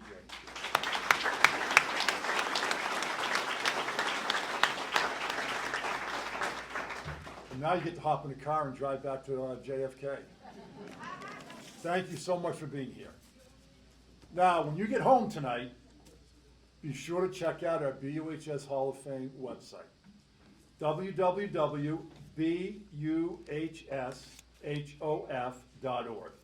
The site contains a nomination form for your next favorite local sports hero, a listing of inductees, including their awesome stories, and videos from past induction banquets. Bottom line, the website is fun and a really cool walk down memory lane.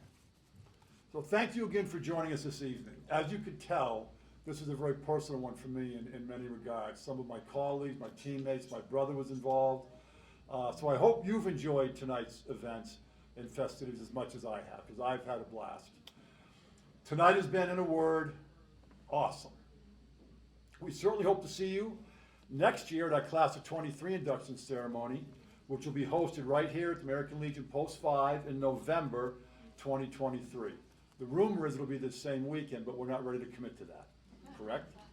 But it'll be November 2023. So, without further ado, we bid you adieu. Good night, and as always, God bless. Thank you very much. Photos for the people who are inducted.